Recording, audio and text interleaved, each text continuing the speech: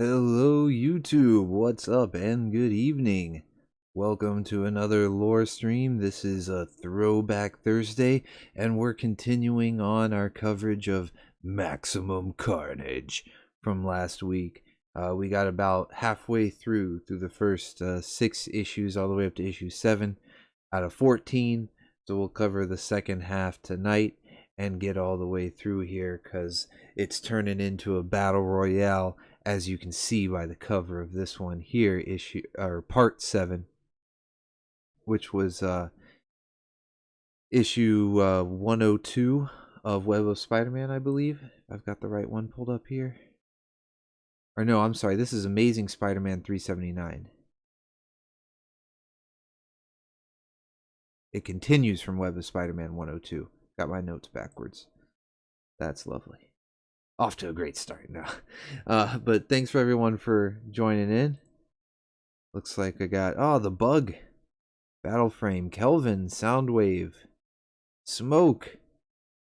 Alright. Hello. Welcome to everyone. Kelvin, good to see ya. My favorite customer. Ready for another pounding? That sounded weird. I didn't mean that. Angry Optimus. What a goofball. Yeah, we're doing another throwback good time, Mr. Bug. So glad you could make it. As I was just saying, we covered the first part of Maximum Carnage. So a quick recap of what happened in the story last week is Carnage had broken out of the Marvel equivalent of Arkham Asylum, which I believe was called Ravencroft. And the Carnage symbiote, which was living in his bloodstream, was freed when they were trying to take a blood test. And he broke out of there. And upon breaking out, he met up with Shriek, who was another inmate and was kind of like cheering on his murder spree.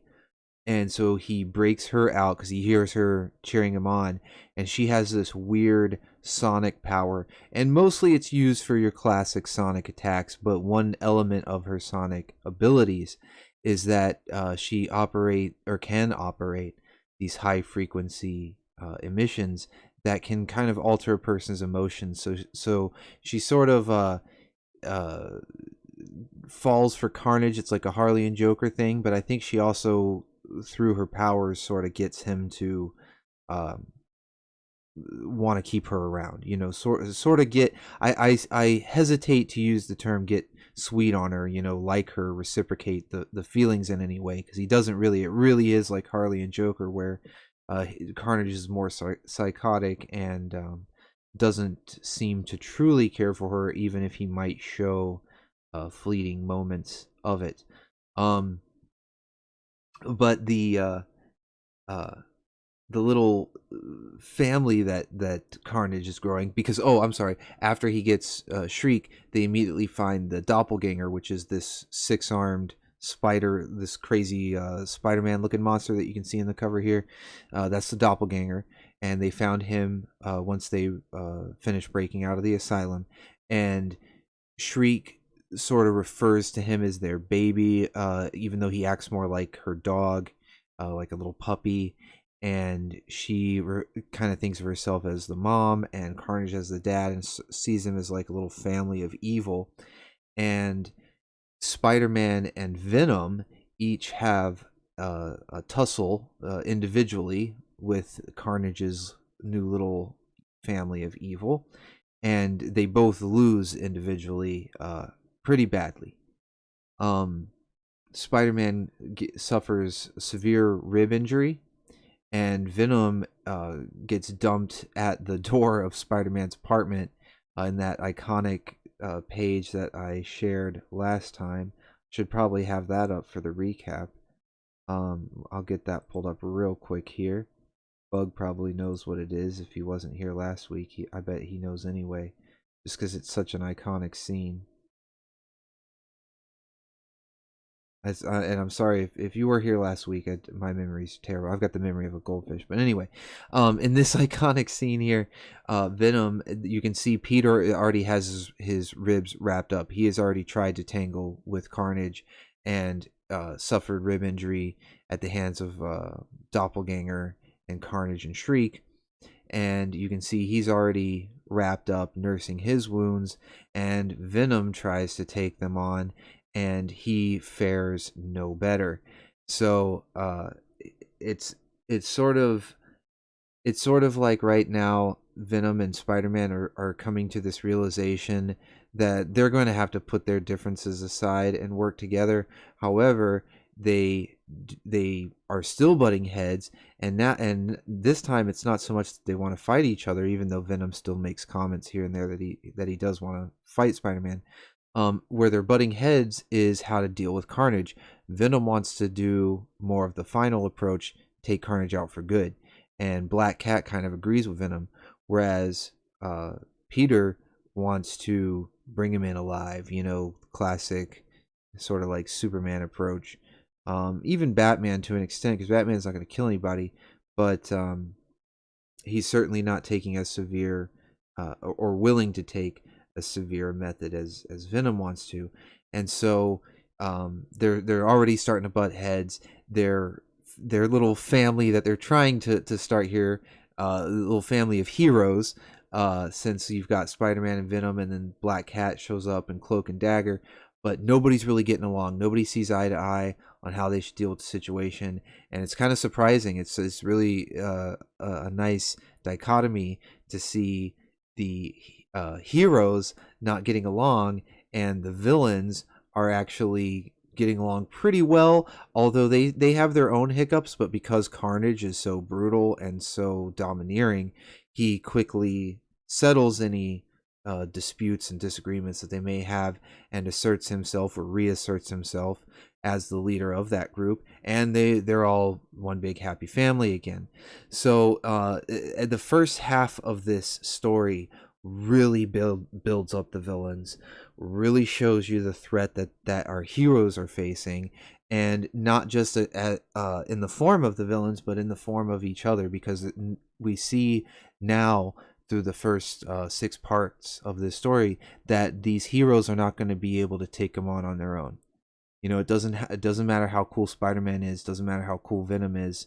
They've both lost against the Carnage family. So they're going to have to work together, either with each other, with other heroes, if there's any even around. Because it's Marvel. There's always something going on, so there's no guarantee that the Avengers are going to come in and help you out, or the X-Men or anything like that. So if this is who you got, you better figure something out. You better figure it out to work with them. So that's where we left off. And like I said, it's a really great build up, and a nice dichotomy as well, seeing the difference between these two groups of heroes, groups of villains, both almost with a family sort of theme to them, and behaving completely differently. Let me catch up with the chat real quick before I dive in here into the rest of the story. I don't have Pepsi Prime yet. I was going to have him on my next Transformer. I want to debut him on the Transformers stream. As much as I haven't done any other streams this week, I was just taking some time off to rest my voice, just to make sure I didn't push it too hard, and keep my immune system up, all that good stuff. But I want to debut Pepsi Prime on the Transformers stream because I think that would be fitting. And from then on, we would see Pepsi Prime on the other streams. Kelvin has a message for Prime. You win. Just please never ever say that stuff ever again. Ha ha! You fell for my trap, and now you have admitted defeat, and I am victorious. Yes, the day is mine. Damn, he is a crafty son of a spark, isn't he? The avatars look great on the background. Thank you, Battleframe. By the way, the new avatar that I got here with the comic style, the halftone distortion there, is courtesy of Battleframe Studios here in the chat. So He drew the original Avatar as well for the full thing, but he also made this edit for the comic book effects. So very much appreciated, my friend. Let's see. Bug says Carnage only shows affection to Shriek when it benefits him. Yeah, it's a manipulation tactic. That's why I compare him so much to the Joker. And I think I need to check the dates on everything. They might predate the Harley and Joker appearance in the comics. Harley might have been in the cartoon show, but I don't know how fleshed out their relationship was by this time. But regardless, the comparison remains apt that it's a manipulation sort of thing. Joker will show affection for the same reasons to Harley. Is Cletus asexual? That's hard to say.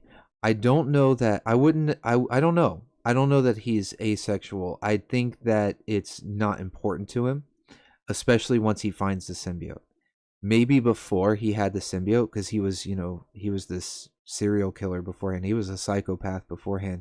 So who's not to say he didn't indulge in some other stuff, or at least have those urges or desires? I don't know. But once he found the symbiote, he became very obsessed with power.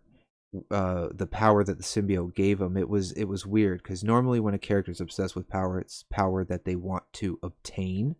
Whereas Carnage felt like once he had the symbiote, he had the power that he needed. He didn't necessarily need to go obtain anymore. He just realized, look at this power that I have.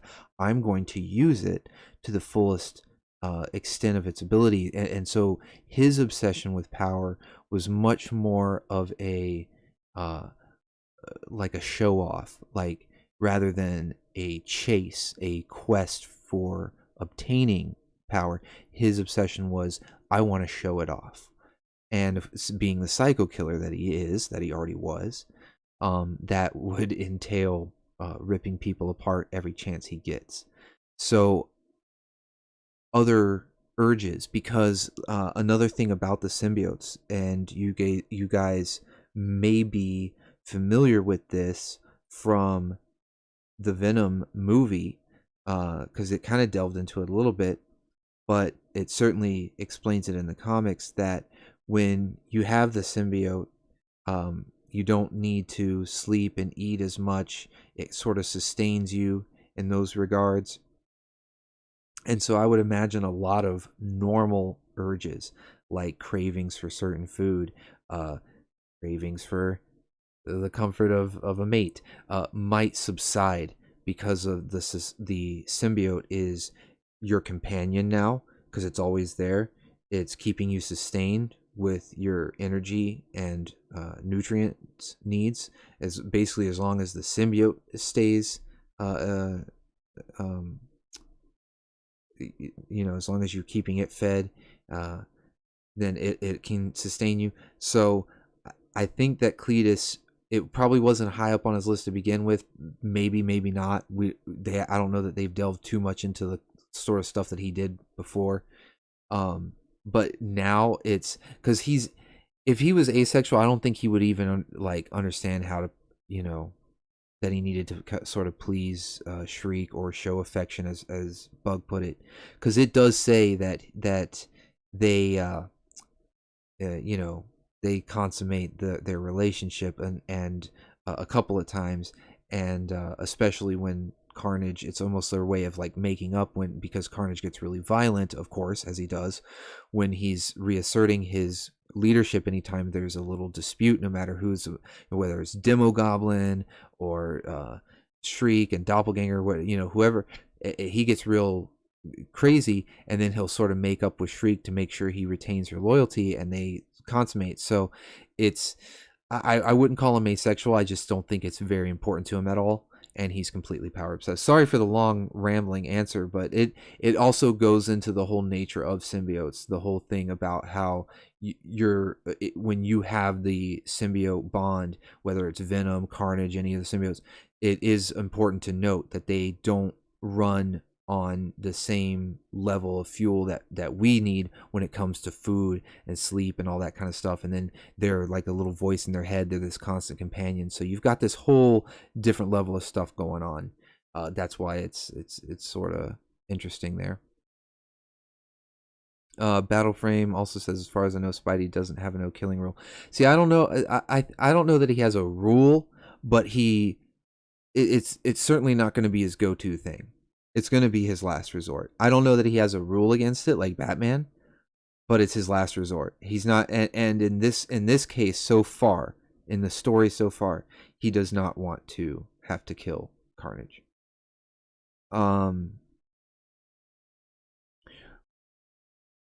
You can't start calling me Bitchamus Prime after admitting defeat. I don't know about that, Kelvin. I might have to come up with a name for you. Uh-oh, we're getting into wars here. Suck it, Angry Prime. Holy shit. You think his motivation may be his only weakness? Yeah, could be. I mean, obviously, yeah, there's the symbiote weaknesses, but as far as Cletus's mental weakness, as far as like a character weakness that's, regardless of his power set, going to get him in trouble, is his obsession with power and using it regardless of anything else. Yeah, death. Yeah, he gets riled up with death and chaos. Kelvin says, is Carnage doing his thing? Yeah. Hey, Baby Blue, how's it going? Welcome to the stream. Glad you can make it. So, all right, now that I've caught up with the chat, let's delve into the rest of this. And we've got a good in-depth recap. I think everybody should be caught up from where we left off. So, so we've got the Carnage family. I mentioned Demogoblin. He did join up as well. That's something I didn't really cover in the recap, but there was another member to join up with the Carnage family because Demogoblin senses the presence of the doppelganger, since he's kind of like an alternate reality being, an alternate universe. He's not supposed to be there, basically. And Demogoblin is a real goblin. He's not like Green Goblin or Hobgoblin, which are guys in suits. He's a real goblin, so he could sense the presence of Doppelganger, and I think he's either trying to like hunt him down or take him back to his realm, something. And that's how he comes across Carnage and Shriek, and they convince him to join up with them. And Carnage, I believe, also overpowers him, or at least they come to a stalemate. It may be that Shriek and Doppelganger help turn the tide of the fight, but Demogoblin doesn't have much of a choice in the matter, I think, because he's not. Demogoblin constantly expresses his displeasure with Carnage's methods and tactics, and even the fact that they don't really have a clear set goal, that they're just causing chaos and not really, they don't have like a clear end game in mind. It's sort of what Bug said about the flaw being that obsession with power. It's like, yeah, because what are you gonna do? Like, what's your end game? What's your end goal? So Demogoblin expresses his displeasure with that repeatedly, which leads to some fights and stuff. But he is nonetheless part of the Carnage family. Spider-Man is trying to get a team together, a little family together. He's got Venom, Black Cat, and Cloak. Now, Dagger was with Cloak, but she exploded in a burst of light. Now, Cloak believes her to be dead. I think Spider-Man might also believe her to be dead. We don't really know at this point, but they're playing it up like she's dead. And Cloak is slowly losing his powers because Dagger sort of kept him stable.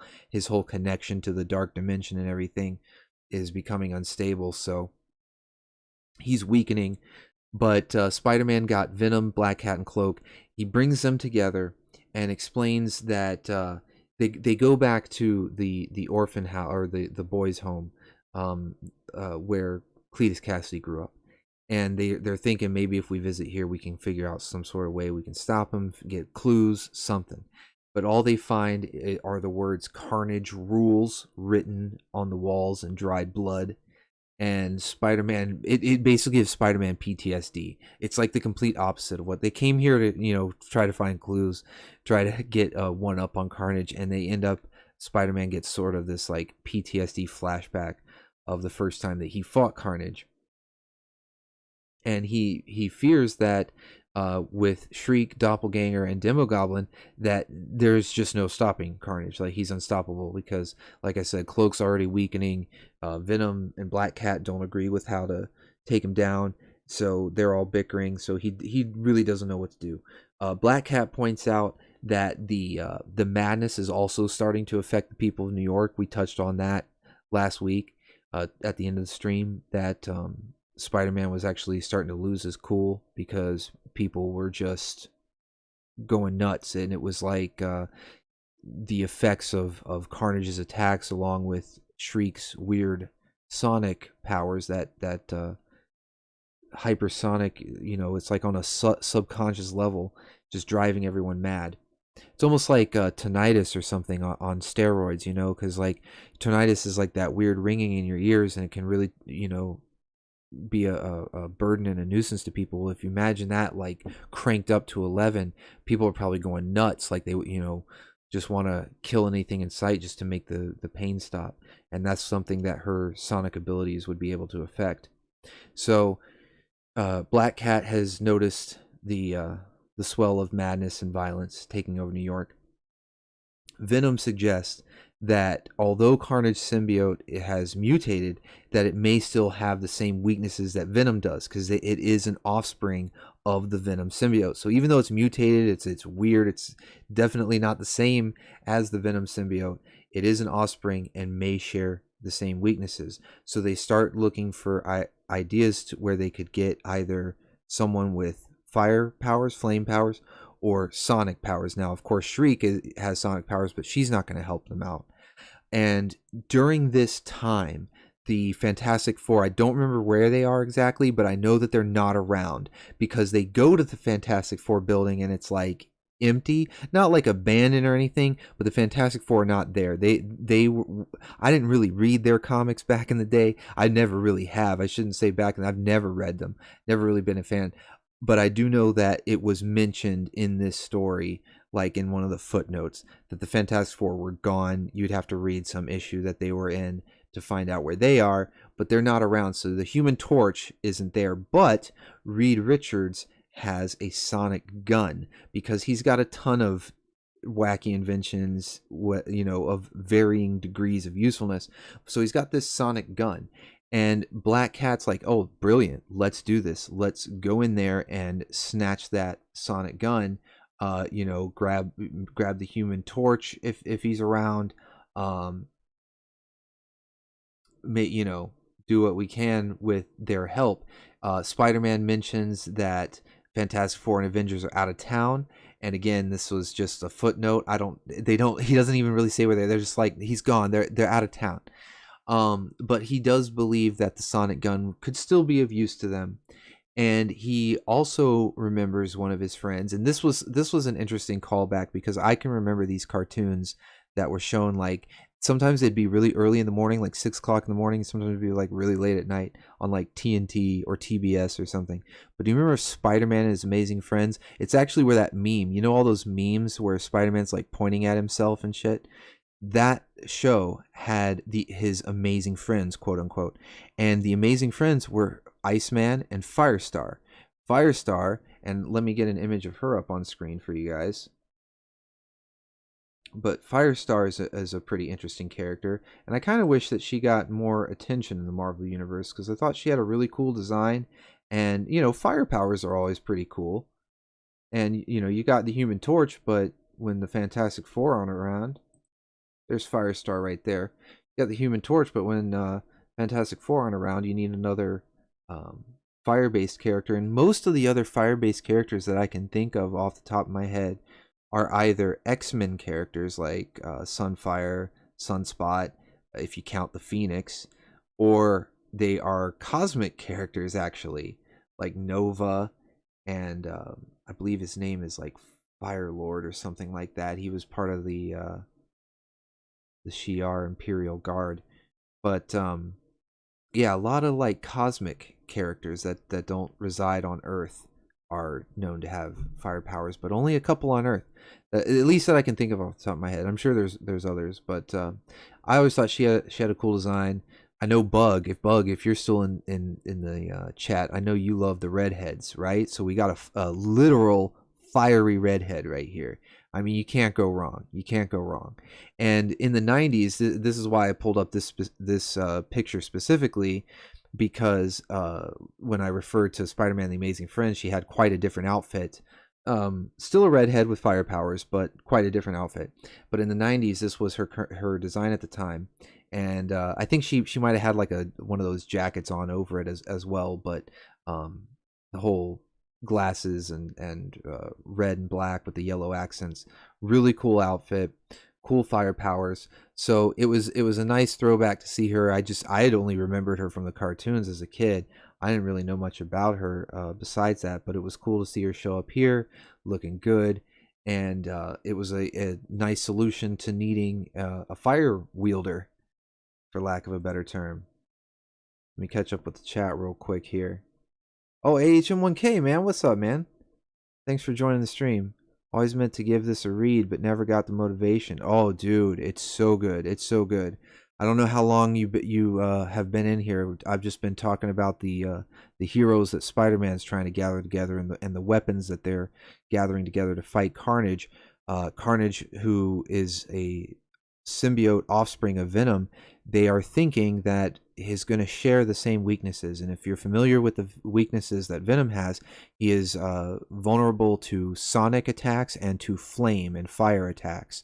So they're trying to recruit the Human Torch from the Fantastic Four, but both the Avengers and the Fantastic Four are out of town at this time. They've got other stuff going on, and I'm sure the X-Men were also gone at the time. The X-Men aren't really known. Sunfire he's more on I think it was X-Force. He also is Japanese, and I don't know if he lives in America or lives in Japan, where he stays full time. So Spider-Man probably doesn't know him on any sort of personal level like he would Firestar. He's got a history with Firestar working with her. So talking about how they're gathering these heroes and weapons together to try to face off against Carnage and his family of villains. Let's see. Hey Prime, how come I saw articles of you and Michael Bay? What are you talking about, Kelvin? Yeah, what are you talking about? I have no idea. I can't confirm or deny. That sounds suspicious, Angry Optimist. Bug says, considering the time we're in, I may go and read just for the nice artwork. Yeah, you get a lot of that really good 90s artwork. I know some people like to give shit to like Rob Liefeld and stuff like that at the time, but and this story spans several of the different Spider books. You get Web of Spider-Man, Amazing Spider-Man, Spider-Man Unlimited, all that kind of stuff. So you get a lot of different art styles as you go through this story. Some you may like less than others. I know I certainly did. I did not grab any screen caps of pages from the stuff I didn't like because, and I think it was, if I remember correctly, I think it was mostly in Web of Spider-Man that had the artists that it just wasn't my style. I just didn't prefer it. But the parts that take place in Amazing Spider-Man, or I think it was Spectacular Spider-Man, and even Unlimited, which is the first part, those are all fine. Those are all fine, but especially Amazing Spider-Man. That was like, I don't know if it was Jim Lee who was doing it, but it looked like his style, like somebody was trying to emulate his style, at least follow his character models at the time. And man, it was really good, Bug. You would enjoy the hell of it out of it. Save yourself the time reading Fantastic Four. Yeah, see, that's the thing. I'm not a big Fantastic Four fan. I never have been. I wasn't as a kid. I'm still not now, even, being older and going, oh, well, they're like a family.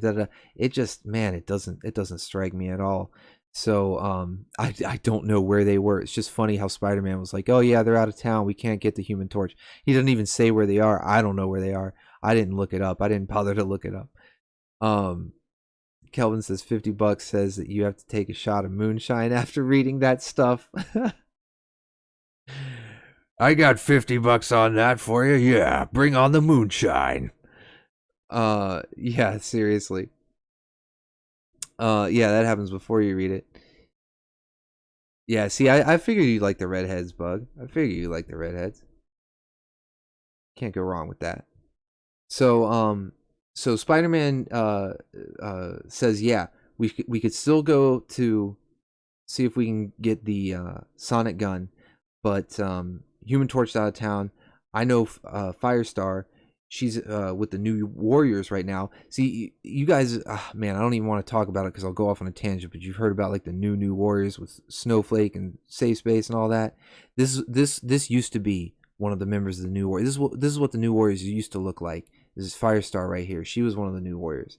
Anyway, I'm not going to digress any further on that. But Spider-Man says that the New Warriors are around. You know, they're in New York, and so he could probably get a hold of Firestar. And uh, um, I lost my place. I'm sorry. Okay, so she would be a substitute for Human Torch.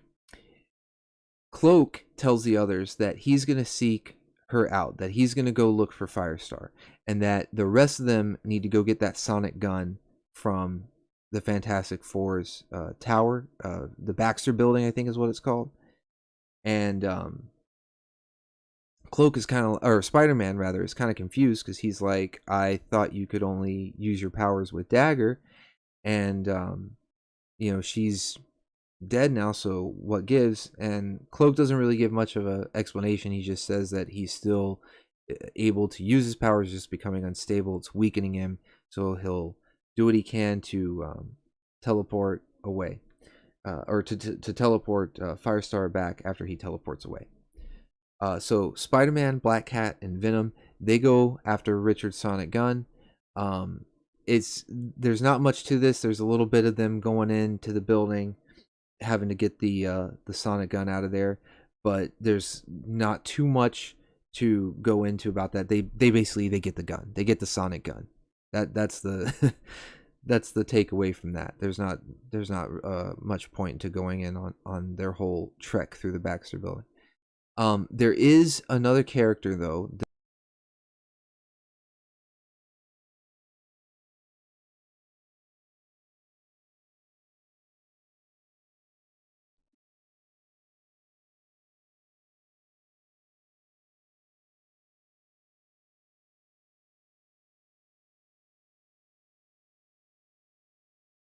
All right, had a little technical difficulty. Let's see if everybody's still here. Stream should be back up and running. Break stream rides again, indeed. The stream turned off. Try refreshing.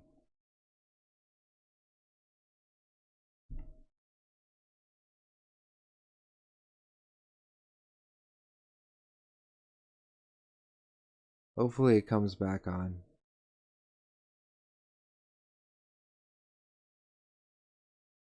Soundwave, you're still here. Break stream is passed. Okay, Battle Frame's still here. Alright, I think we got everybody.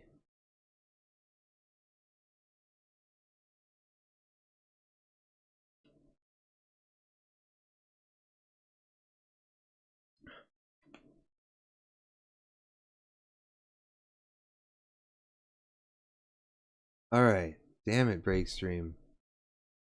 This little guy down here, I'm gonna step on him. Stop messing with my streams, Break stream. Ugh, making me angry.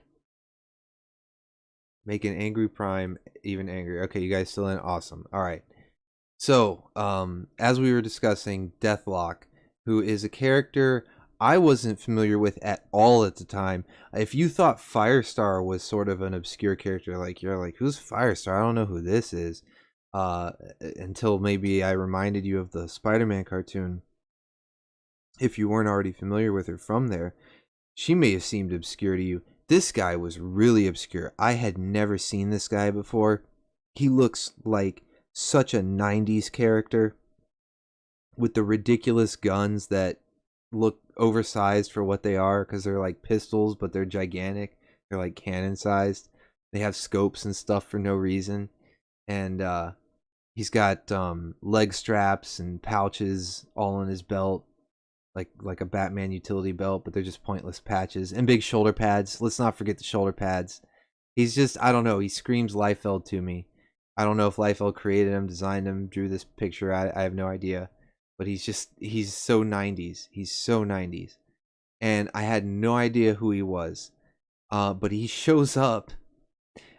He's collecting information from the internet, uh, because of the spike crime that's been going on throughout Manhattan, and he's concerned. I like I said, I had no idea who this guy was, and he just shows up. He's just on the street in one of these issues. He's just there, like scanning the webs, scanning the interwebs about the crime, and it was weird too because it's not. It's weird to think about it now because it'd be like he'd probably be like scanning Twitter and YouTube and stuff, but they made it look like he was in the Matrix or something. But he decides he's going to find out who's responsible for the crime wave. So they kind of set him up to be the next member to join the Spider team. But to be honest, like Carnage's team is looking a lot better. Now, Spider-Man does have Venom and Black Cat. They're both really awesome. Venom's a badass. He's pretty damn strong in his own right. Black Cat, she's actually pretty powerful. I think most people don't realize her strength level and stuff is above average, so nothing to sneeze at there either. And then Cloak and Dagger, although Dagger's MIA, but it's a decent team, but they're not getting along. Whereas you've got Carnage and Shriek and Doppelganger, the three of them are at least getting along for the most part. And then Demogoblin, who even though he may not be getting along, he's still working with them, and they're all extremely powerful, working together. So Firestar, the next person they bring, I'm like, all right, Firestar's pretty cool. And then it's like Deathlock. I'm like, who's Deathlock? I don't really care. But anyway, they bring him up. He's set up to be the next one. Spider-Man and his allies, they're making their way through the Fantastic Four Plaza. They get the gun, right? So after they get the sonic gun, they're leaving the building, and Spider-Man sees a carjacking in progress. So he swings down to stop the thieves, as Spider-Man would do, right? He's surprised, though, when the owner of the car tries to attack him, thinking that that Spider-Man's going to steal the car too. And this gives one of the other carjackers the chance to try to shoot Spider-Man, but he's stopped by the Black Cat. She and Venom point out that Spider-Man is getting sloppy and soft-hearted, and remind him that that the more they allow themselves to be distracted, the more people that Carnage and his twisted family are going to murder. So they basically, it's like Spider-Man's starting to kind of lose his touch a little bit, just because he's overwhelmed and he's exhausted too. He's overworked. He's going nonstop, just trying to figure out a way to stop Carnage, fighting other street crimes, street criminals, happenings and stuff. He's barely sleeping, barely getting any rest or food or nutrients, anything like that. So he's worn out, and so he's getting kind of sloppy. So Venom and Black Cat are like, yo, get it together, man. You really need to get it together.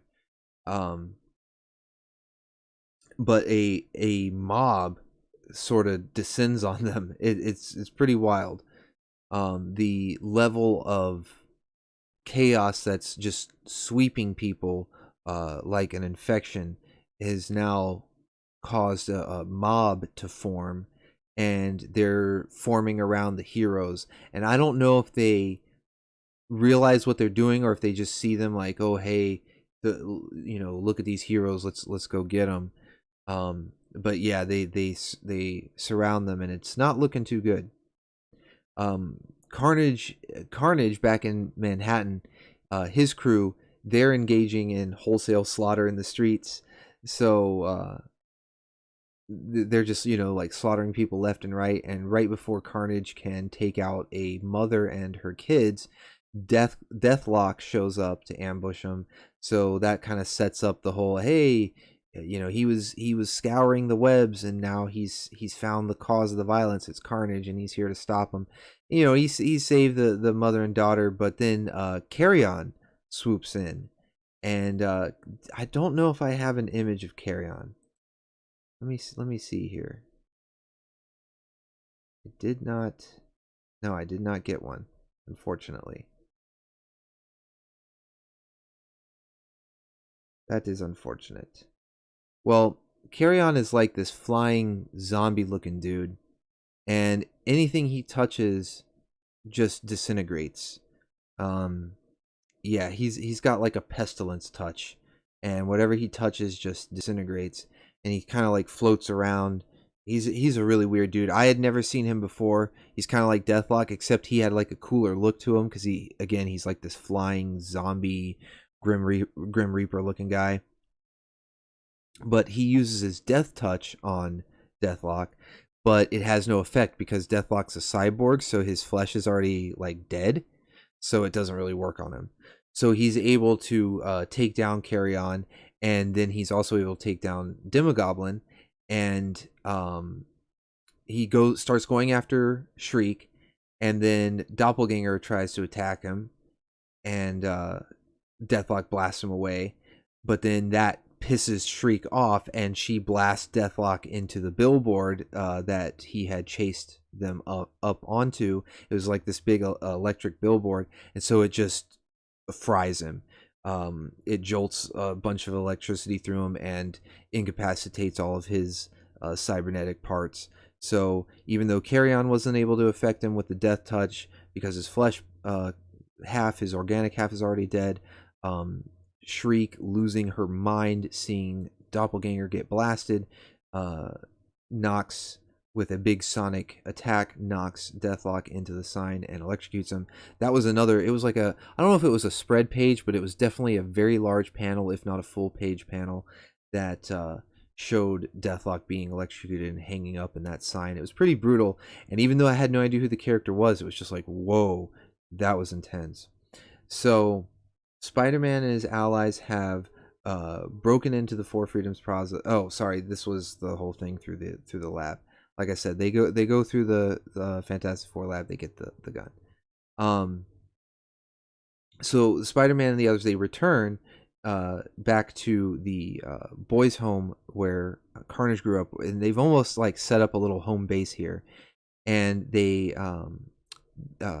as they return there, Cloak shows up and found Firestar. So he was able to teleport Firestar back to their location, and Spider-Man finally starts to get a little bit of confidence and not feeling so hopeless, because when they first showed up here, he was getting PTSD and started feeling hopeless, like, oh man, we're never going to be able to beat Carnage.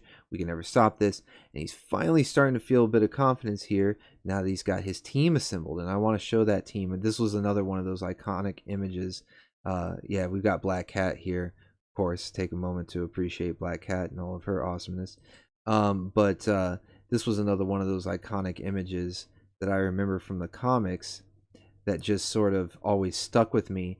It was almost like the Avengers, you know, like one of those shots where each one of the Avengers is sort of striking a pose, rushing into battle. This was something very similar to me, and you can see Venom there is holding the sonic gun that they got from the Fantastic Four from Reed Richards' lab. But you've got Spider-Man there, you've got Venom, Cloak, Black Cat, and Firestar. Venom has the sonic gun. Firestar has the fire-wielding abilities, and the rest of them are just up for a good fight. And now you've got a team that may actually be able to stand a chance against Carnage. So this was the turning point, really, if you think about it, which was kind of nice. It was the halfway.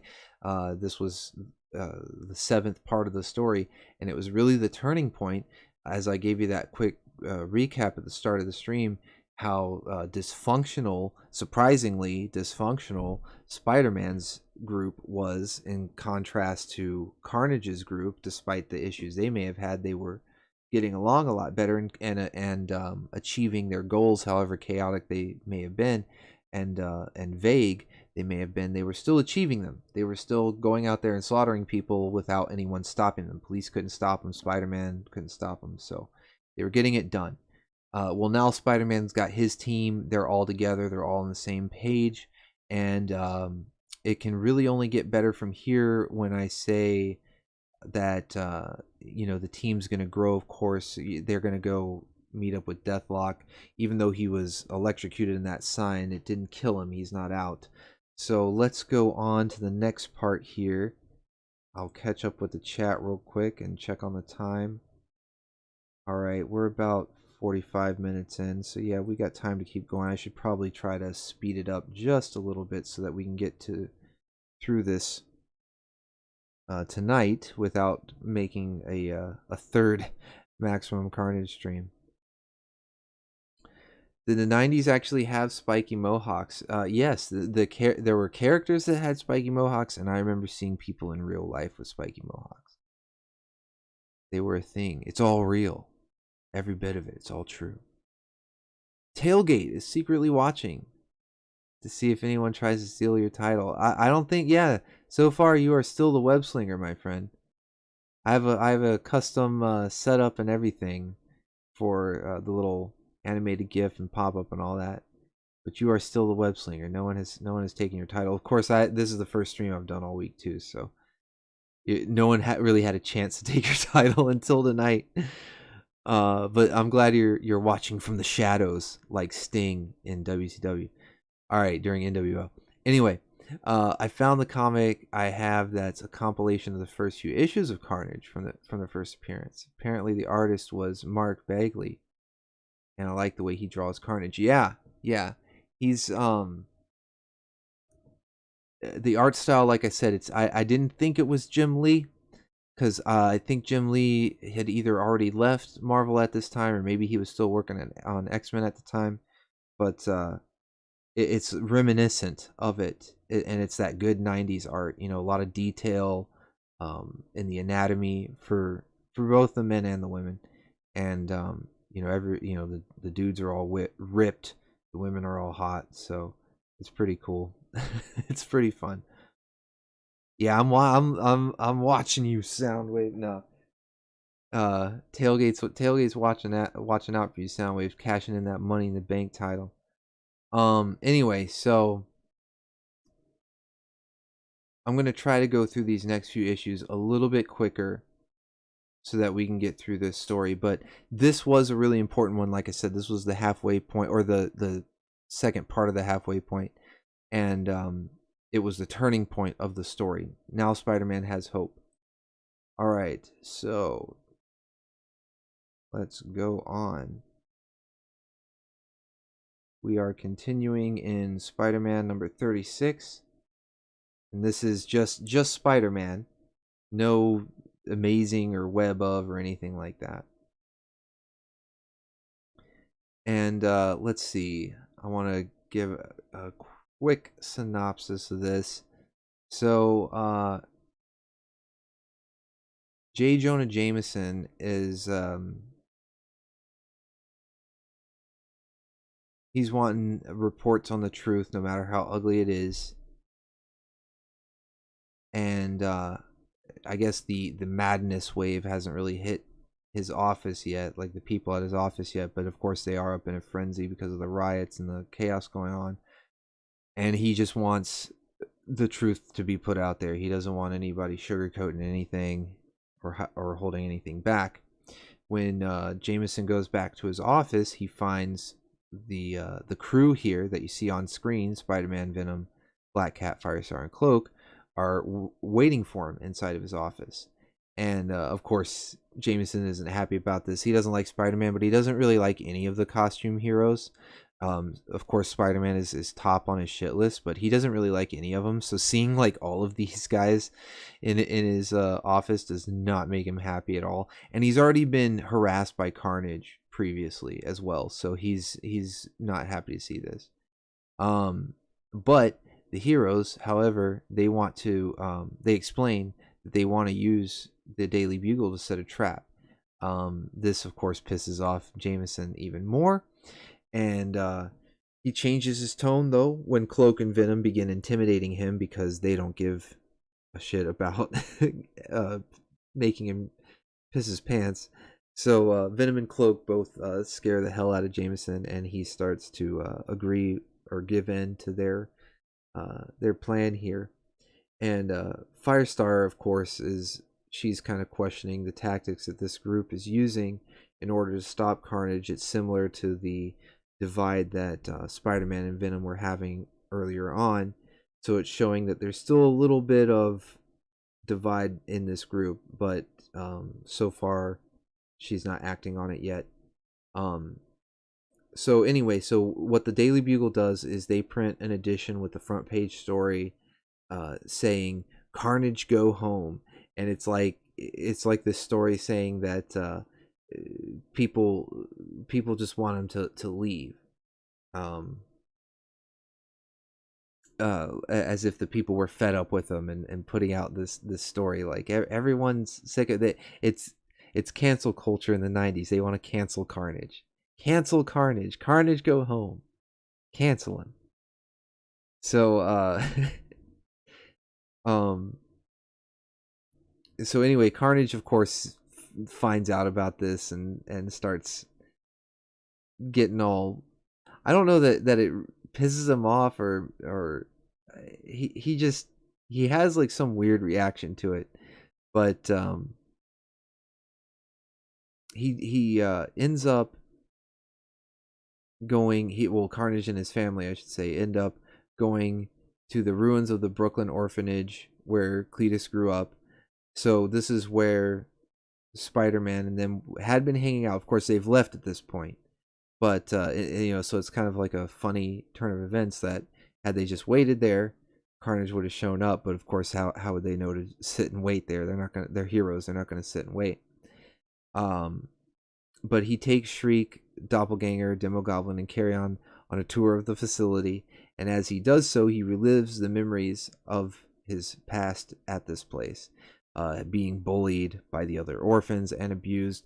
It's very similar to like Rorschach's backstory, where he was sort of abused by everyone around him, except he turned into more of an anti-hero as opposed to a murderous psychopath. But the headmasters, the other orphans, everybody abused him and bullied him and shaped him into the serial killer he is today. Although, like I said, it's, he could have chosen a different path. He's psycho to begin with. And he vows that he's never going to become a victim again. It's kind of that psychosis flaw. He can be super powerful, but he's still psychotic. So there's still a weakness there. There's still vulnerability there. Something on the roof causes debris to come shifting down on their heads. Suspecting that they were being spied upon, he orders Shriek to blast a hole through the ceiling, and that's when Spider-Man and his allies ambush the family. So they were sticking around. They didn't wander off too far, and they found him. So it was a nice little turn of events there that Carnage just wanted to come back and relive some memories, feeling nostalgic. While this is happening, the electrical crews over on that big billboard sign that Deathlock was strung up on, they get him down, and or they at least try to. However, there's a lot of electricity and stuff. Iron Fist shows up to actually focus his chi into the Iron Fist technique and punches through the electrical wires to cut off the power and free Deathlock. So Iron Fist, as you guys know, he had his own Netflix series.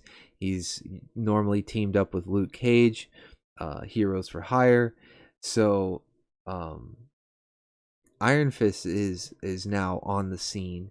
And even though this was just kind of a goofy way for him to show up, using the Iron Fist technique to punch through the electrical wires so that he could turn the power off and free Deathlock, it's kind of the same way Deathlock showed up.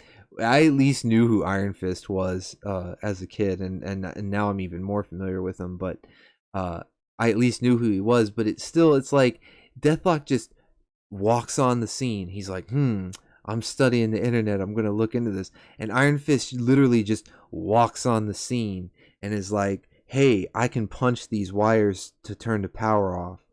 So it was kind of silly, but just like Deathlock, it sets up, hey guys, here's the next character that's going to join up with Spider-Man's team, because he's obviously a hero. Um, and again, this is a little underwhelming. Even though I at least knew who Iron Fist was, I don't feel like he's one of the most powerful characters. Maybe I'm wrong. I especially at the time when I was a kid, I didn't know much about him, so I was like, man, who is this guy even going to be able to help, or is he just going to do karate at Carnage? So it just seemed like Spider-Man wasn't getting the best team together. Once he got Venom, Black Cat, and Firestar, it was like downhill from there. We got Deathlock and Iron Fist. It just was downhill. Hopefully it'll get better. Hopefully it'll get better, because this battle royale is not over yet. So they Iron Fist frees Deathlock, and they get away. Back in Brooklyn, Spider-Man and his allies force Carnage and his minions out of the orphanage and into the park next door so that they can have a good old-fashioned rowdy how, a fight, a big old fight as the sun sets. So, triggering the release mechanism on Michael Morbius's hyperbaric chamber, because the sun is setting. So here's another hero just randomly showing up. So Iron Fist just walked on the scene to say, I'm going to punch the wire's power off. Now the sun is going down because they've been fighting all day, and just on this particular day when the sun sets, Morbius, another character who's more relevant now than he was back then because he's got that Jared Leto movie coming out and everything. Well, Morbius wakes up when the sun goes down.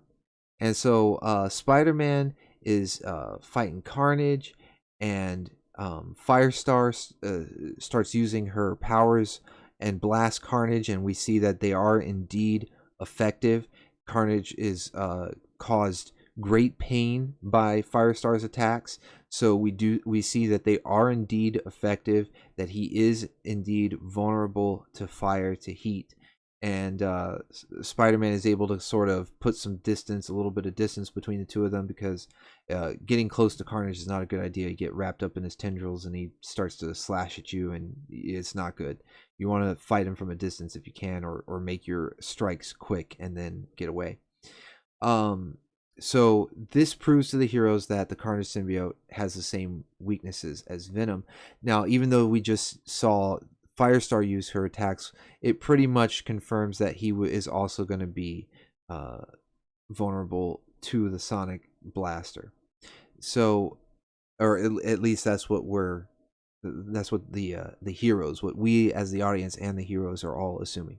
So Venom uses the sonic blaster against Carnage. With the combined force of Firestar's microwave powers, as they're called here, and Venom's sonic cannon, it appears that they kill the Carnage symbiote, leaving behind the naked Cletus Cassidy. And I mentioned that in the last stream, how I wasn't really sure to what level Eddie Brock had bonded with the Venom symbiote, even though I know they had completed a full bonding process. Whenever the symbiote was removed from Eddie in whatever way, it was usually shown to leave either a naked Eddie or like Eddie in his boxers or something like that. And so it's like, is it in his skin then? Maybe it's just embedded in his skin. But we find out already from the start of this series that the Carnage symbiote lives in Cletus Cassidy's blood. So leaving behind a naked Cletus Cassidy does not necessarily mean that the Carnage symbiote is dead or completely gone, as it would on Venom or Eddie Brock. So Morbius arrives just as they have wrapped up this fight.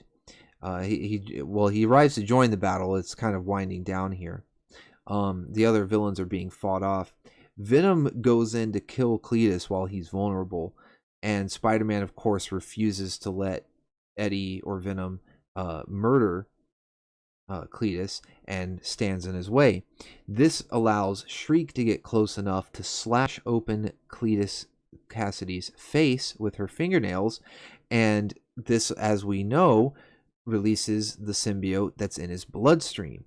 Once his blood begins to flow and cover his body as it runs down his face, it spawns a brand new symbiote, completely restoring his powers. So it's on a pretty different level from Venom, because if the Venom symbiote is removed from Eddie, it's usually done by force. It's blasted off with sonic or burned off with fire, something like that, where the symbiote has to retreat to the point or is damaged to the point where it's gone, and it either has to regenerate or retreat and find Eddie again later and rebond. Whereas Carnage, the symbiote that was blasted off of him with the combined power of the sonic rifle and Firestar's microwave powers, that symbiote technically was vaporized, was gone. But because it lives in his bloodstream and infinitely replicates itself in his bloodstream, Shriek knows this and immediately cuts him open, since Spider-Man stopped Eddie from killing him when he had the chance. This regenerates a brand new Carnage symbiote. So it's still Carnage. It's the same look, same powers, but it's technically a new, that one that he was wearing before is dead. This is a new skin. But it's a interesting twist on the whole resiliency of the symbiotes in general, because like I said, with Eddie, he would have to wait for the symbiote to come find him again, or regenerate if there was a little bit left on him. But this one is pretty instantaneous as long as it's able to get out of his blood. So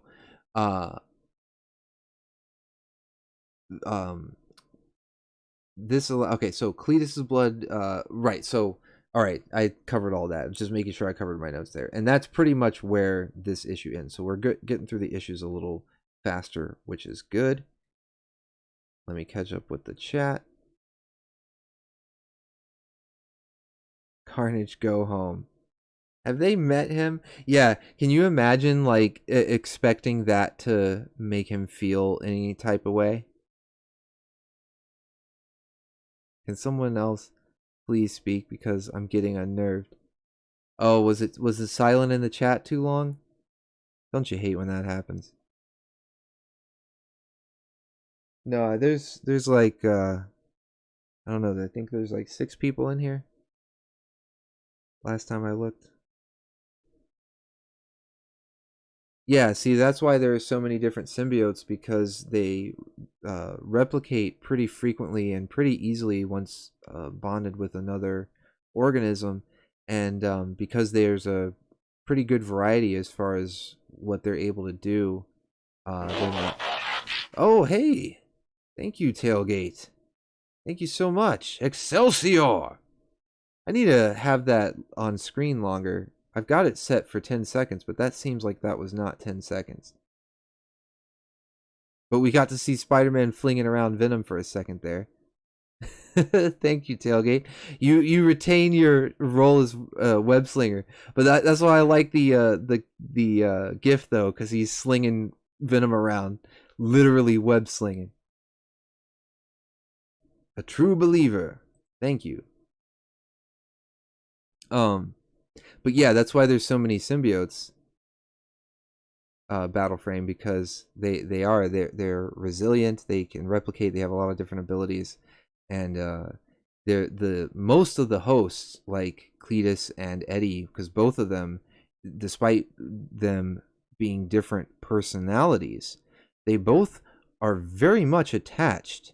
Yeah, that went by in 3 seconds. I agree, Tailgate. I have it set to 10 seconds, but that seems like that was not even half that, so I'll extend it longer just in case there's some sort of glitch or delay that cuts off a bit of the time, because it may be a delay thing, especially with LoreStream, where it might shave off a few seconds. So if I've got it set to 10 and it's only coming up for like 5 or 3, like that seemed to, I'll set it to like 20 seconds.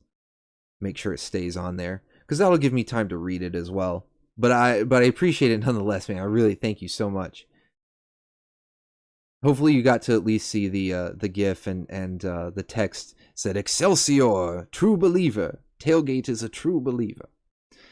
Oh yeah, I'll change it now while the next next issue is loading here, because we continue in Spectacular Spider-Man number 202, and Spectacular Spider-Man, that might have been the one with the art that I wasn't a fan of. Maybe it was that instead of Web of Spider-Man. It was one of the two, because I know I like the art in Amazing Spider-Man. That was probably my favorite.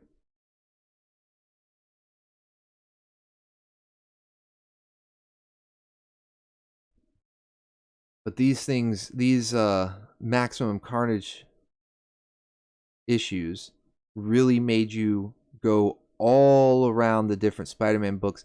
And you know what? I hate to admit it, but it actually worked on me too. The fact that you had to read Amazing, and then you had to go over to Web of, and then you had to go to Spectacular, and the one that was just Spider-Man didn't have any prefix or subtitle or anything like that.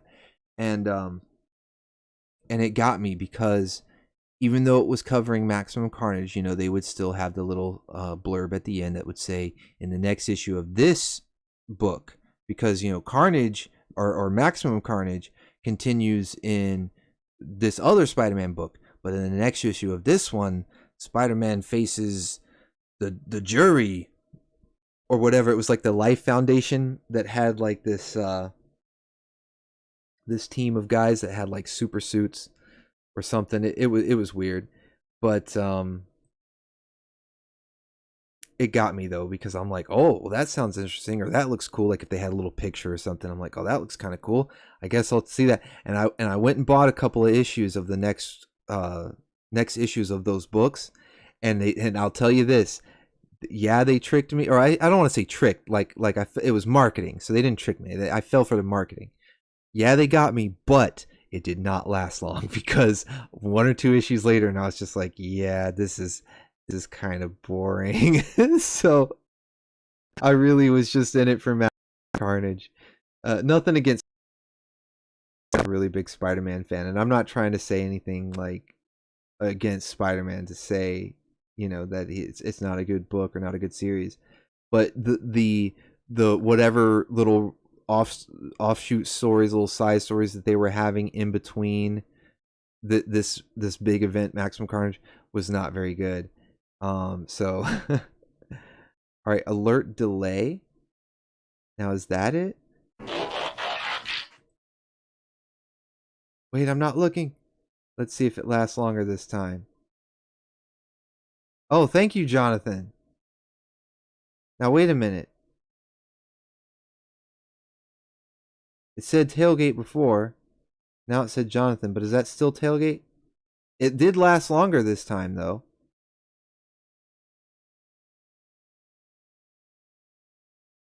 So I think that worked. I still think it needs to be longer, though, just in case.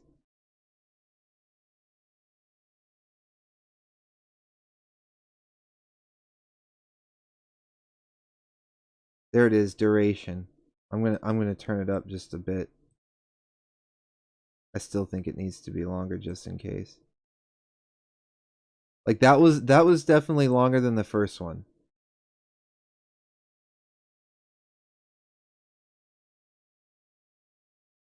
All right, save settings. It was a successful test, nonetheless, and we got to see Spider-Man flinging Venom around some more. Excelsior! Plus, Stan the Man. Rip.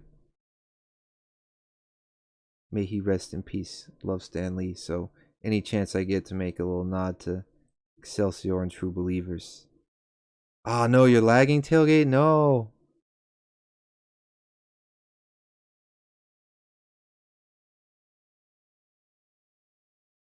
Yeah, the only way to kill him is to throw him in the sun.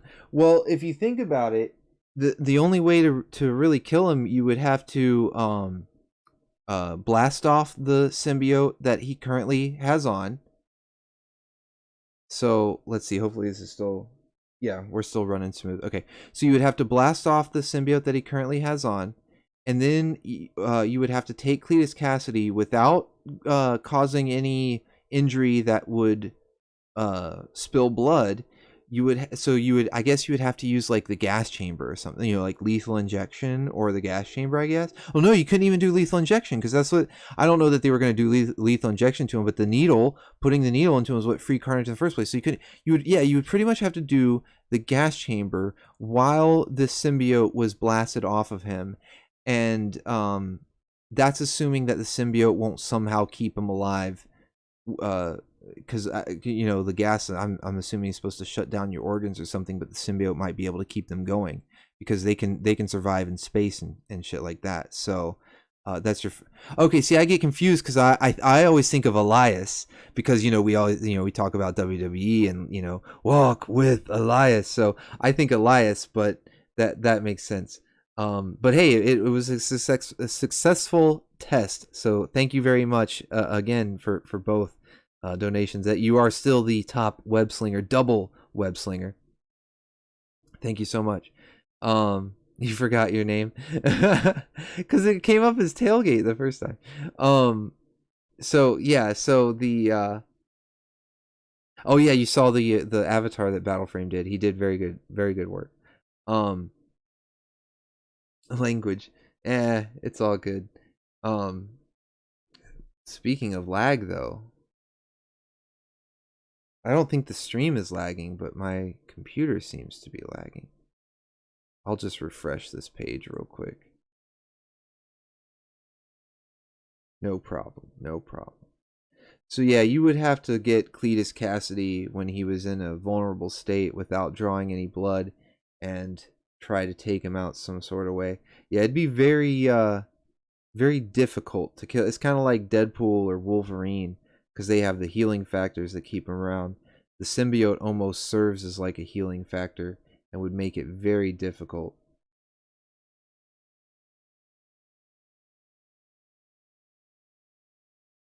All right. Give me 1 second here because the page is just everything's freezing up on me. Breakstream is attacking. Breakstream is attacking hardcore. As long as the stream doesn't crash again. It's already crashed once. As long as it doesn't crash a second time.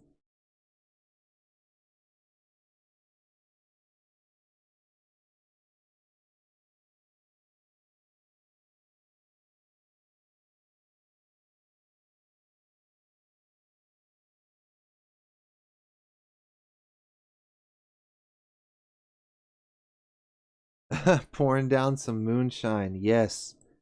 Yes. Spill a little moonshine. Stand the man. Moonshine for the man. Alright. It looks like it's unfrozen. Let's see if I can get back there real quick here. So we can wrap up this whole story.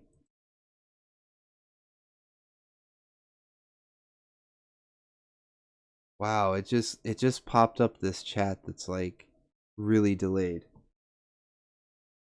I'm sorry guys, if you can just bear with me a second while this catches up, because I noticed just now that the chat was like it was showing up on my preview screen, which already has a bit of delay. It was showing up on that before my actual screen, which is supposed to be like instant. So it's got like a really bad delay. All right, let's try this again.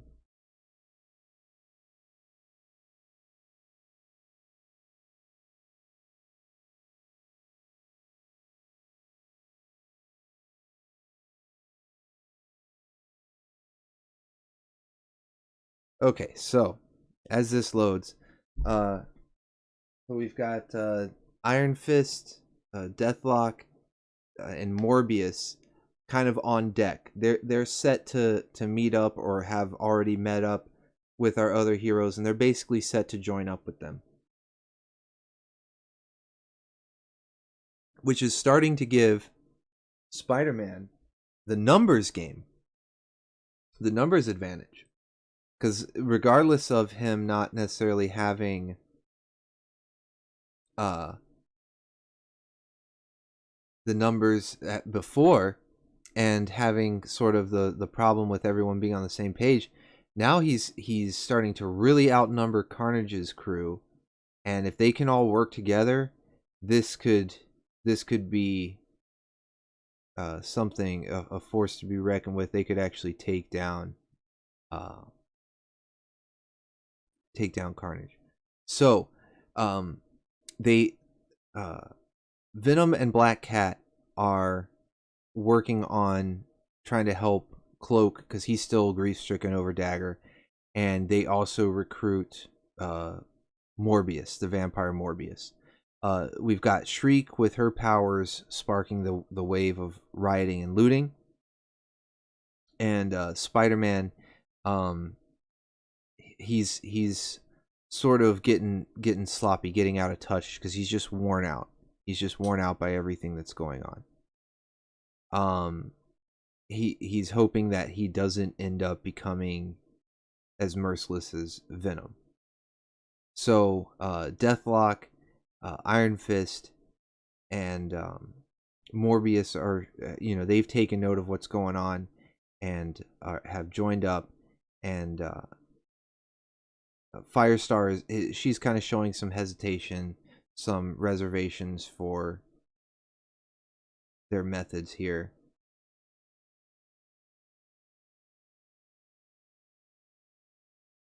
And all right, everything finished loading. Sorry about the delays there, everybody.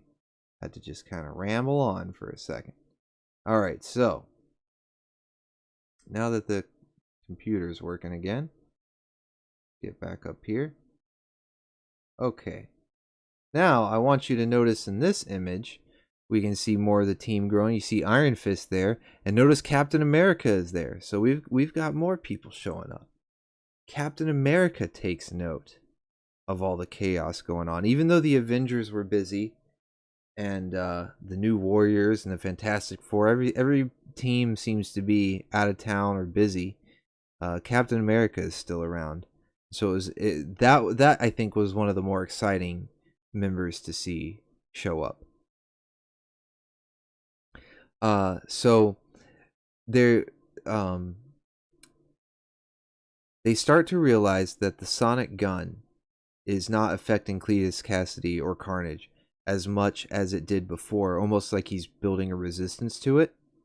And it's probably something to do with him having hung around Shriek for a while, like she was slowly building up his tolerance to sonic vibrations, but he's still very much vulnerable to fire, like very, very vulnerable, if not more so than Venom may be, because Venom was shown to be able to take a good bit of fire, even fight back against the Human Torch a little bit, whereas Firestar, even though Venom was using the sonic gun along with her powers, they vaporized the Carnage symbiote, as we just talked about. So Carnage explains that because this symbiote has mutated into something different than what his father Venom is, that he can build up this tolerance. And that it's not just bonded to his body, but that it's also in his blood. So he's sort of gloating right now. And he starts firing spikes that are made out of the symbiote's mass. Carnage was the first time I had seen a symbiote used this way, because Venom kind of just copied Spider-Man's powers, had his own webbing, and he was big, he was super strong, but he had like his own webbing and stuff, and didn't necessarily use the symbiote as like a material, whereas Carnage was forming axes and knives and blades, and now he's firing little darts and stuff. So he's got a bunch of crazy powers here. During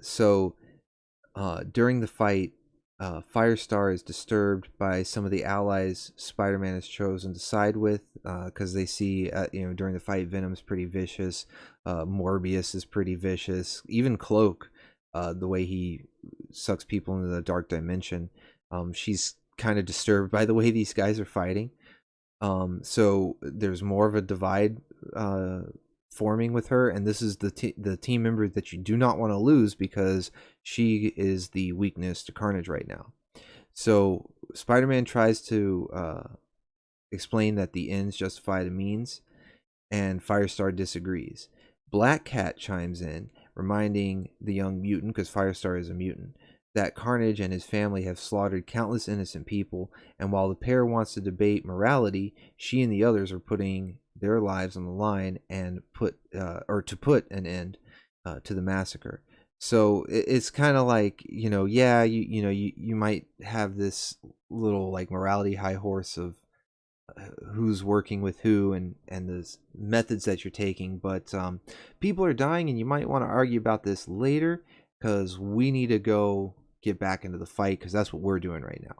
So Black Cat leaps back down to join the battle, and Spider-Man and Firestar kind of have that silent moment where they look at each other, kind of nod, and like, all right, we'll deal with this later, and join back down in the fight. So luckily, he does not lose his key component of his team.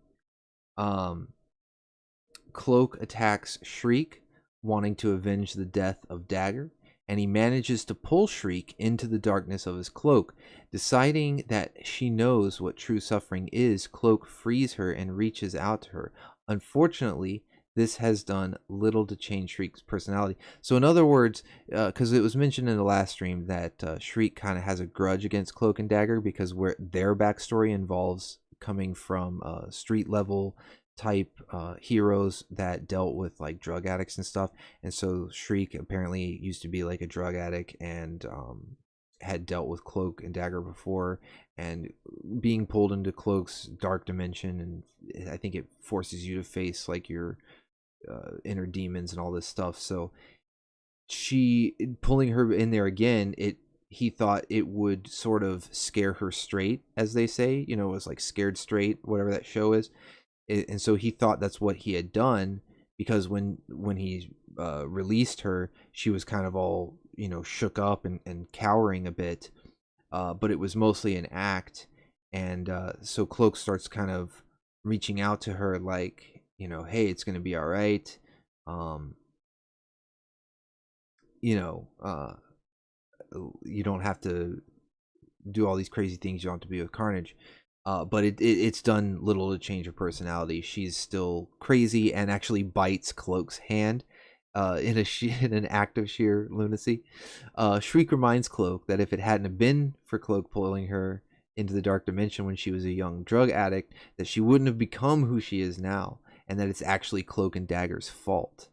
And Cloak's fault that Dagger is dead. So she's really playing mind games with him. And whereas Cloak thought that Shriek would be the one sort of shook after this tussle, it actually ends up Cloak being the one who is rattled badly enough that it allows Shriek to blast him with her powers, and he's unable to handle it. He can't take both the mental strain and the attack from Shriek, so he just teleports away, vanishes. He's out of the fight. With her ability to transmit her insanity, Shriek then summons an angry mob to join the battle. Morbius tries to drink the blood of one of this mob, and Black Cat stops him. Black Cat is knocked out by one of the angry mob, and Morbius goes to her aid, but is struck down by one of Demogoblin's flaming pumpkin bombs. So they're starting to get overwhelmed. Like I said, oh hey, maybe they've got the numbers now. Playing the numbers game, maybe it's in their favor. But no, because Shriek has this whole mob that comes after them, and they can't really do much to fight back. Even when Morpheus, who doesn't really seem to care much about the innocent bystanders, Black Cat won't let him, and it gets them both taken out. So meanwhile, Carnage decides to slaughter the people that Shriek have summoned to fight on their side, because he doesn't care. He just wants to kill people. Spider-Man, of course, tries to intervene and stop this, and forces Carnage onto the defensive. But of course, he immediately starts fighting back. And when Spider-Man is in danger, Firestar comes to his aid. Surprisingly, her microwave blasts force Carnage to flee. So it's kind of what I was saying before, where even though he may have built up that tolerance to the sonic blast, I think he's even more vulnerable to fire than even Venom may be. So, and this is sort of shown here where Firestar, when she comes to Spider-Man's aid, just her blast alone, without any sonic gun or any other help, causes Carnage to just get out of there. Like he's not even going to risk having to regenerate another symbiote skin. So Venom points out that Carnage symbiote must still have a weakness to fire, of course, Venom insists that Firestar continue attacking Carnage until he's dead, so to basically like chase him down and finish him off. But and after a moment, and this is interesting because Spider-Man, this is kind of like a turning point here, is after a moment of thought, Spider-Man says, yeah, you know what, Firestar, go do it. Go take him down.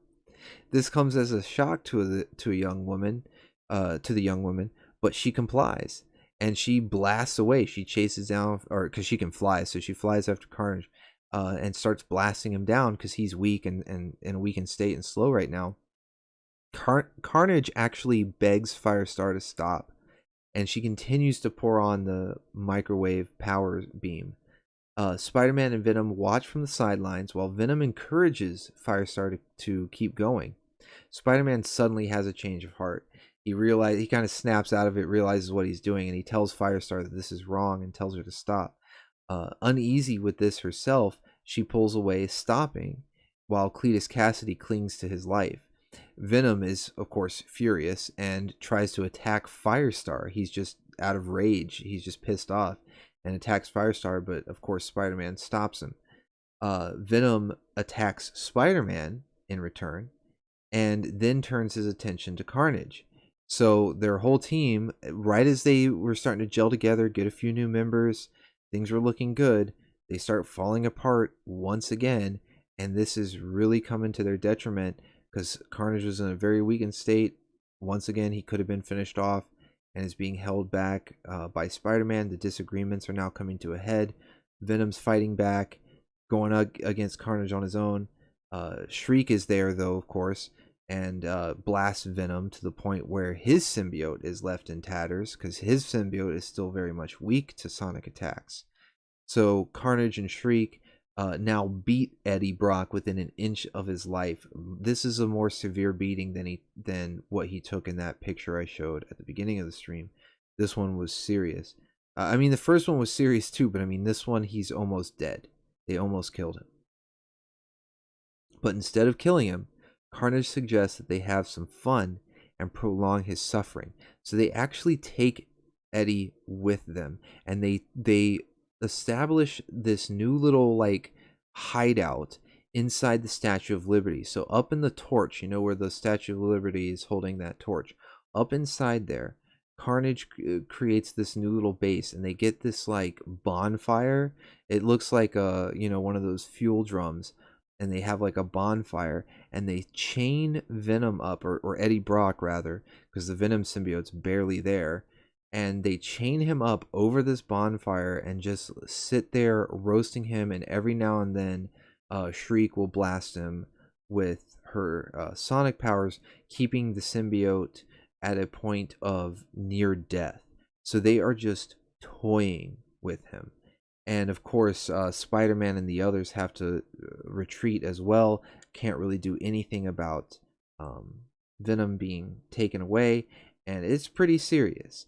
It's almost like an Empire Strikes Back moment where we're kind of like losing hope for the hero. The heroes are even losing hope too. On my end, it says that the stream started 6 minutes ago. How long has it been for real? We're actually at an hour and a half battle frame, but the reason it says 6 minutes ago is probably because of that crash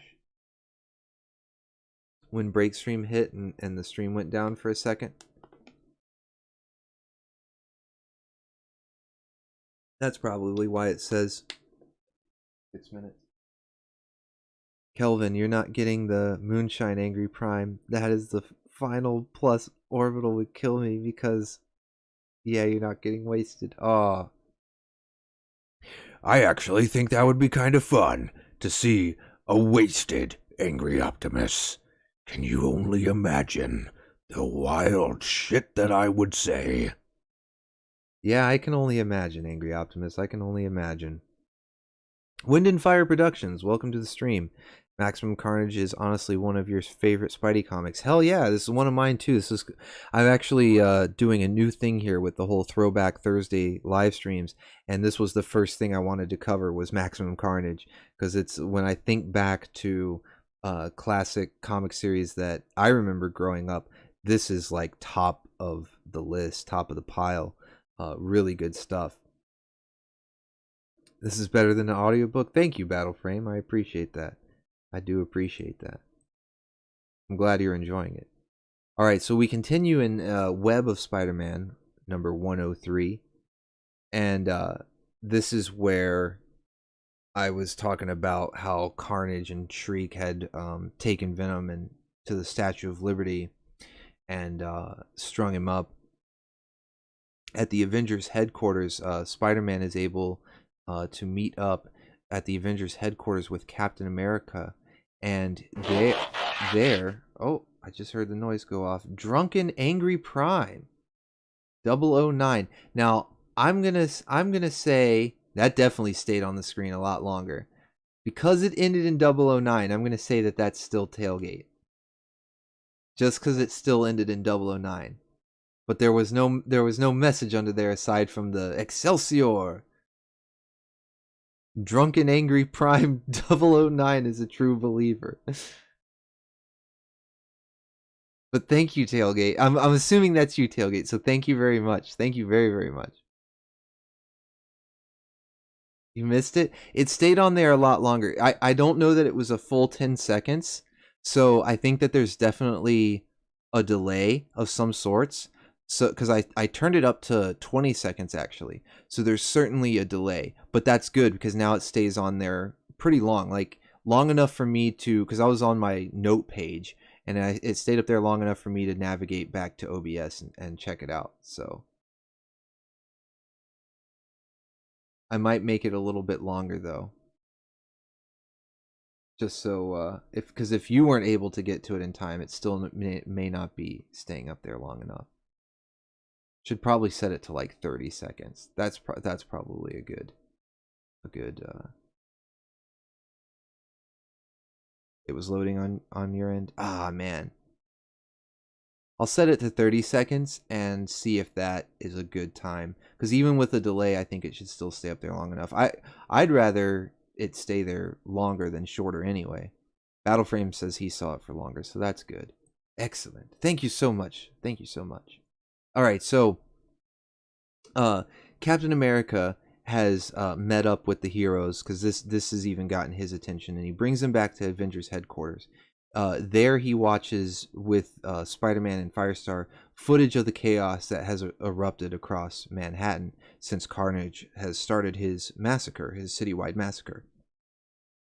Now that they've got Captain America on their side, Spider-Man is feeling more confident again. Because he's been like up and down. Poor Peter Parker, poor Spidey, has been on an emotional roller coaster ride, despite the physical torment that he's gone through, the beatings he's took, and the physical exhaustion that he's gone through in this storyline. He's been on an emotional roller coaster because he'll get his hopes up, think that they can stop him, and then it just gets crushed. Whether it's infighting, whether it's a plan not working, Carnage, regenerating after a supposed victory, and he just keeps getting his hopes dashed. And I feel really bad for him. So he's getting his hopes back up because now he's got Captain America. This is someone he's looked up to, and he's got Captain America on his side now. So he's his hopes are back up. He feels certain that they'll be able to defeat Carnage. And so they start using the Avengers computers to see if there's some kind of pattern. Cap is shocked to discover that everything is happening at random, that there's no pattern. Of course, why would there be a pattern? So as Captain America works, Spider-Man asks Firestar if she is still concerned about not killing Carnage when they had a chance. So, because he wants to make sure that there's not going to be any fallout between the two of them. Very important to keep Firestar around, especially since now the sonic gun is basically useless. Firestar admits that she couldn't bring herself to Carnage's level to take a human life, and that she fears for the safety of Cloak, Black Cat, and Morbius. So she's just a good person, she just has a good heart. She doesn't want to hurt anybody, even if they deserve it. She can't really bring herself to kill anybody.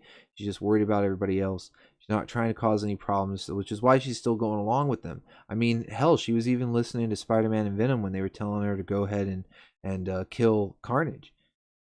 Spider-Man points out that they decided to strike out against Carnage alone after Venom was captured, and that's when Captain America interrupts their discussion because someone is trying to hack into the Avengers computer. trying to single out the source, it eventually discover that it is a joint effort of Iron Fist and Deathlock. And you probably could see that coming as soon as I said somebody was trying to hack on their computer, because it's not going to be anybody from Carnage's family, and we already know that Deathlock does the hackings. This brings Deathlock and Iron Fist, who had already met, the two of them had met up and had already been introduced in the story. We sort of knew that they were going to cross paths eventually and join up. This is what brings them into the story, is Deathlock's whole interwebs, surfings, and hackings have led them to the Avengers headquarters for information, with Iron Fist in tow, and now we've got a really big team. So they explained that they were trying to get access to the Avengers files on Carnage after they had the encounter with the monster and his minions, and they didn't want to waste any time with red tape. Although Captain America doesn't condone the hacking, he does accept their offer for help because they need all the help that they can get. So, meanwhile, in Lower Manhattan, Black Cat, Cloak, and Morbius, who are kind of like broken off in their own little team right now, they arrive moments after Carnage family have passed through the area. So they just see a bunch of bodies and chaos remaining. And although the Black Cat wants to stop and help the survivors, what survivors are left, Morbius insists that any delay will cost more lives. Like, even though they might be able to help some of the few survivors here, any time that they waste is more bodies added to the kill count. So that's when they are ambushed by the Demogoblin, Carrion, and the Doppelganger. So Carnage's family have also split up into two smaller teams, and they have ambushed this team. So as they battle, Carnage and Shriek are at the Statue of Liberty torturing Venom, and this was that scene I described where Venom's suspended above the bonfire, and Shriek is just bombarding him with sonic blast. So Carnage decides to up the ante while they're doing this and starts cutting Brock with his razor sharp tendrils. So they're just torturing him. It's really brutal, and it was actually, especially as a Venom fan, because I'm a big Venom fan, and I was back then as well. It was kind of hard to read. This comic was not really for little kids. I don't want to say that it's full blown R-rated, because there's no like nudity or sex, and there's no cursing beyond maybe some damns or some what the hell moments, but there's no actual cursing. It really comes down to the violence, and Marvel's never gone too over the top of the violence, or if they do, it's few and far between, or it's in more of the books that are geared towards a mature audience. But this one, when it feels like Spider-Man is kind of like all ages, this was pretty shocking to see. The massacres that Carnage was doing, everything leading up to this, and then as a Venom fan, and just watching him getting like cut and burned and blasted and all this stuff, it was tough to read. It was tough to read. That being said, I still recommend this to anybody. It was such a good series. But anyway, let's continue on. So back in Lower Manhattan, the heroes are not faring well against their foes. Cloak tries to pull Demogoblin into the darkness, but it only causes him pain. Demogoblin's not he's not from this world. He's not gonna, in fact, he might even, I don't know, he might even be able to thrive on the dark dimension. So at that point, Carrion grabs Morbius by the throat, draining his strength before throwing him into Cloak. It's then that the three villains gang up on Black Cat. Watching this from the rooftop, Nightwatch swoops down and saves the cat from serious injury. Nightwatch is a street level hero. As far as I don't really know too much about him, but as far as I know, he's just like a guy in armor that has really good fighting skills, and he's from the Spider-Man universe of comics. I mean, it's all the Marvel universe, but he's in the Spider-Man realm of comics. But I don't know too much about him.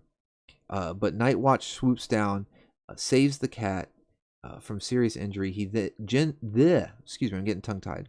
He then joins the battle with Morbius and the others. Meanwhile, Spider-Man sneaks into a police station to help defuse the hostage situation. While back at the Battle of the Lower Manhattan, Night Watch's inclusion in the fight helps turn the tide, forcing Demogoblin and his allies to flee. Night Watch and Morbius follow after them, leaving Cloak and the Black Cat behind. Seeing how seriously the cat is injured makes Cloak think about his dead partner Dagger, so he's starting to get all emo again. And after regaining her strength, Black Cat tells Cloak that she is out of her league and decides to head home and treat her wounds. Cloak also intends to return home to reflect on the situation and teleports himself back to the Holy Ghost Church. So, yeah, basically after this fight, the heroes kind of just return to their individual homes or hiding spots to nurse their wounds. However, Spider-Man still has Captain America, Firestar, Deathlock, and Iron Fist all joining together now. So, and they do need to still go rescue Venom. So it's not looking too horrible. They just had a rough fight, that group. So at that moment on the roof of Avengers headquarters, Captain America and Firestar meet with Iron Fist and Deathlock, and they are joined by Spider-Man with their team all together. They head out to tame the city. And let's see, now we are entering the final few issues. It's really cranking up. We're in Amazing Spider-Man number 380, and that's the cover of the book that you see on screen here. So the team is assembled, and they're going to take on Carnage and try to tame the chaos in the city. And you can see here all of them tangled up. I love the art, man. The art is so good. And Battleframe, if you're still in the stream, you were talking, I think it was last night, about Carnage and his teeth, and how you hate when they give Carnage real teeth, that you prefer it to be these like spiky things. And I think, if I'm not mistaken, the Carnage that is on screen right here is your preferred Carnage. That is that spot on. You know, he's got the big eyes. He doesn't have the weird tiny little eyes. Venom is sometimes drawn with those too. I don't like those either. I like the big eyes. And I also prefer the black spiky teeth. I don't like the actual like bone looking tooth teeth.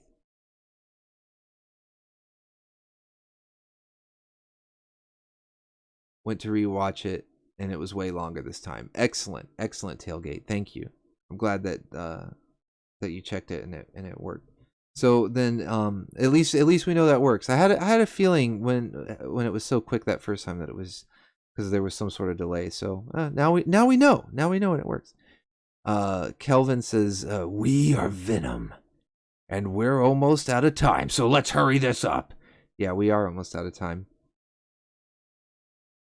Stand by that agreement with Borble Frame. Yeah, with the Carnage design, and I do as well. I think that it's the one that we see on screen here is the best Carnage has ever looked, in my opinion. All right, so did we? Yes. Okay.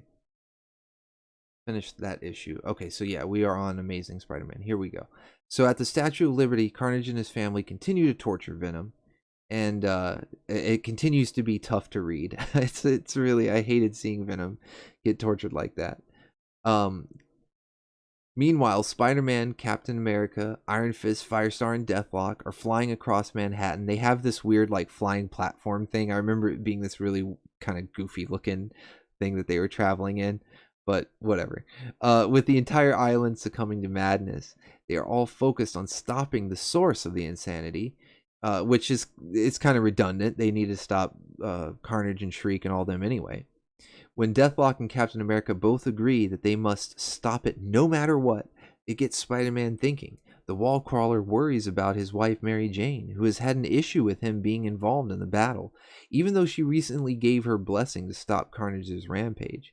That's when Firestar spots the source of the madness, Shriek, who has been amplifying her powers to drive the city mad. So that was something I had mentioned before, that her powers could work on a subconscious level, and that she was sort of driving everyone into a frenzy. And at this point, she's been, I guess, gradually building her powers up into an amplified state, to where she's just got everyone rioting and looting and just utter chaos. So Venom watches as his would-be saviors have the tables turned on them. So because this is where Spider-Man, let's see, I think I skipped something here. Oh, no, yeah. So Spider-Man is trying to distract. He's being distracted from Shriek's attacks because he's wondering. Okay, that was just written really weird. Sorry about that. So he's Spider-Man's like wondering what he's doing in battle, and it distracts him from Shriek's attacks. But Firestar saves him. So Shriek clips Firestar with one of her blasts and knocks Firestar down, and then attacked from above by Shriek is then attacked from above by both Iron Fist and Deathlock. They too are blasted, followed by the wall crawler. So Shriek is able to take all of these guys down. I mean, she's just in this overloaded state. She's had her powers just welling up, and resonating. And now she's like an amplifier that's on overload, and she's just blasting all these guys away. They can't get close to her. But while she's focused on all of these heroes, she has her back struck by Captain America's shield. When Shriek is knocked out, the heroes all are able to recover from the battle. Captain America points out that Shriek was defeated because she was facing them on their own, leaving them to wonder where Carnage and the others are. So back at the Statue of Liberty, Venom watches as his would-be saviors have the tables turned on them. Carnage watches with glee, gloating over the work of his children. With the tide of the battle turning and the sun starting to come up, Deathwatch is forced to retreat with Morbius. Now it says Deathwatch, I think it's Deathclock. Deathclock is forced to retreat with Morbius so they can live and fight another day, because neither of them can stay around in the sun. With the battle over, Carnage orders Demogoblin, Doppelganger, and Carrion to go look for Shriek while he goes back to torturing Venom. While back in the city, the heroes begin breaking up the angry mobs and people trying to commit crimes and acts of violence. Without Shriek's constant influence, the people suddenly realize what they are doing and start to snap out of it and stop themselves. And after Spider-Man talks a woman out of throwing her children off the side of a building, and this I was thinking about getting like an image of this, but I'm like, nah, it's not like necessarily an iconic image like some of the other stuff I was showing. It was more of an iconic moment, because this, I was like, whoa, like, is this gonna happen? Because in the madness that was happening, it was kind of showing people in little vignettes. Like this one guy, I think, was about to loot a store and take some TVs, and he stopped. Well, this mother, she's going on and on, and she's sick about hearing her kids cry, and of course they're crying because they're scared, and she's telling them she's sick of crying, and she grabs him by the arms and is like dangling him over the side of a building. I mean, it was really like, whew. But Spider-Man was able to talk her down, talk her out of doing that, which was good. So it was nuts, though. It was nuts. But it makes Spider-Man realize that it's important for him to be here right now. Like this is where he's meant to be. If it wasn't for him, the children would have died. You know, all the stuff that because he was worried before about Mary Jane and, like, you know, what he's doing in the battle, if he's doing the right thing, all this kind of stuff. And this sort of strengthens his resolve. Instead of it just being another member joining a team or something like that, this was something that like spoke to him. Like, whoa, these kids would have died if it weren't for me. They would have been dead. And I am exactly where I need to be. So it was a cool moment. You know, it was messed up, you know, to see, you know, especially as a kid reading it, see like this mom like dangling her kids over the building. But it turned out to be a really strong moment. It was cool. So no matter the trouble it may cause in his marriage, with Mary Jane or anything, because she told him, she gave her blessing, so he's got to stop worrying about it. He has to do it. So that's when Demogoblin and the others arrive and find Shriek webbed to a lamppost. When they attempt to free her, they are opposed by Captain America, Iron Fist, and Deathlock. So I guess maybe it was Night Watch instead of Death Watch that typo was before. They fail to stop Shriek from getting free and are forced on the defensive in order to save innocent people from getting caught in the crossfire. Seeing his allies in trouble, Spider-Man leaps in to lend a hand. Meanwhile, uptown, Felicia Hardy, who is the Black Cat, is still recovering from wounds sustained in battle. Looking out at the city from her balcony, she briefly considers going back out as the Black Cat. However, she figures with her broken arm and blurry vision, she'd only get herself killed. Although Peter Parker may be willing to sacrifice his life for what he believes in, Felicia doesn't think she ever could. She just doesn't have the resolve, which is fine. It's not, it takes a lot of resolve to face that. A lot of people think that having courage or being brave is facing these scary situations without having any fear, like being like, yeah, this doesn't scare me, nothing scares me, I'm just going to go in and face whatever, and they think that's what courage is or bravery is. That's not true. That's not true at all. What courage and bravery is being able to face those things despite you being afraid. You could be shaking in your boots, but if you still go and face it, that is true bravery. That is true courage. So it's interesting to see here that she does not have the resolve. And I'm not trying to say there's anything wrong with her character. It's just interesting to see that she's unable to bring herself to face this with the injuries, and they're pretty severe injuries. Her vision was damaged during the fight, and she has a broken arm. So it's pretty true to say that she probably would not have been that much of a help in the fight in her current state. Now maybe once she heals up, she can rejoin the fight, but yeah, it's pretty interesting to see. Although Peter Parker may be willing, or I'm sorry, while at the Holy Ghost Church, Cloak also finds himself debating his ability to help in the battle against Carnage. He knows he could help his friends, but he has felt strange ever since Dagger was seemingly killed. Back at the scene of the battle, Shriek is shocked when the people who were once under her spell turn on her and join the heroes.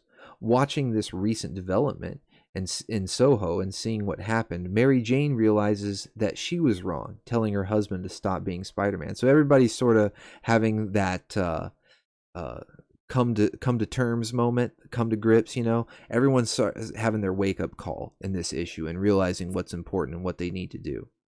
So, however, things quickly turn against Spider-Man and his allies when Shriek unleashes her powers at full blast once again. And although the heroes had managed to resist the blast and keep their sanity, the regular people all around them are not so lucky, and they are right back under her control, and Shriek orders them to kill them all. Let me catch up with the chat while the next issue loads. Baby Blue says this sounds dope as fuck. Hell yeah. This is seriously one of the greatest Spider-Man storylines ever. It's not just that it was, as I mentioned before when I was talking about the Throwback Thursdays, like, oh yeah, the first thing that came to mind was Maximum Carnage because I liked it a lot. But it's not just that I like it a lot. It is so good. It is one of the all-time greatest Spider-Man stories, in my opinion. You get a lot of characters, great cast of characters, and because it's 14 parts, it's not rushed, but at the same time, it doesn't feel like there's any filler or like they were dragging their feet with anything. It's all balls to the wall, for lack of a better term.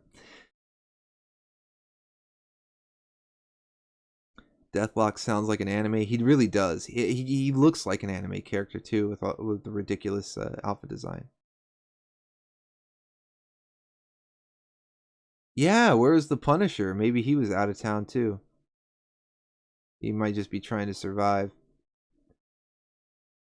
All right, so we continue in Spider-Man number 37, and Spider-Man and his allies attempt to quell the riots that have started since Carnage began his rampage.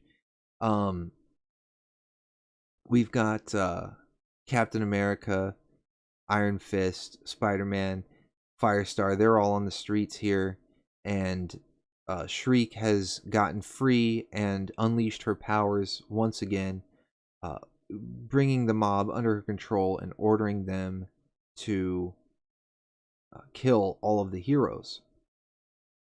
There's news coverage going on during all this. News crews are filming the efforts here of Captain America and the others, and it sort of serves to try to like raise the morale of people, but what can you do against superpowers? You know, it's this is on like another level.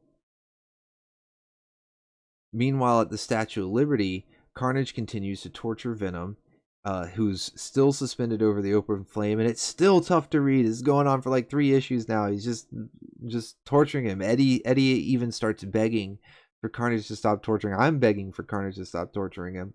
His protests fall on deaf ears, though, as Carnage is reveling in the torture of his father. That's when Carnage pulls out the sonic blaster that Venom previously used against him, because I think Venom was the one in possession of it, so I guess when he got captured, they took it as well. However, when Carnage pulls the trigger, Venom's symbiote, which had been secretly hiding inside to heal itself. So remember how I said before about when Carnage's symbiote was blasted off and it regenerated because it was in his blood. But when the Venom symbiote is blasted off, it either has to regenerate by a small piece that stayed behind on Eddie's person, or it goes somewhere else to regenerate and then returns to Eddie, usually crawling back to him, or in this case, hiding inside of a gun that then gets fired on Eddie. This was such a cool moment too. Just watching Carnage pick up the gun, you're like, oh no, please, no more torture. I can't take anymore. And when he pulls the trigger, this black goo comes firing out of there, and you realize it's the Venom symbiote, and it completely revitalizes Eddie. So it was a really cool moment. Breaking free from his bonds, Venom strikes Carnage and then makes his escape. Carnage is furious that Venom managed to escape, because up to this point he was winning. Meanwhile, at the Holy Ghost Church, Cloak prays for guidance. He needs guidance because he has felt lost ever since Dagger supposedly died. While back at the city, Captain America is leading the charge through the angry mobs, with Deathlock not far behind. Cap tells them that they have to take down Shriek so that they can stop her influence on the angry mob.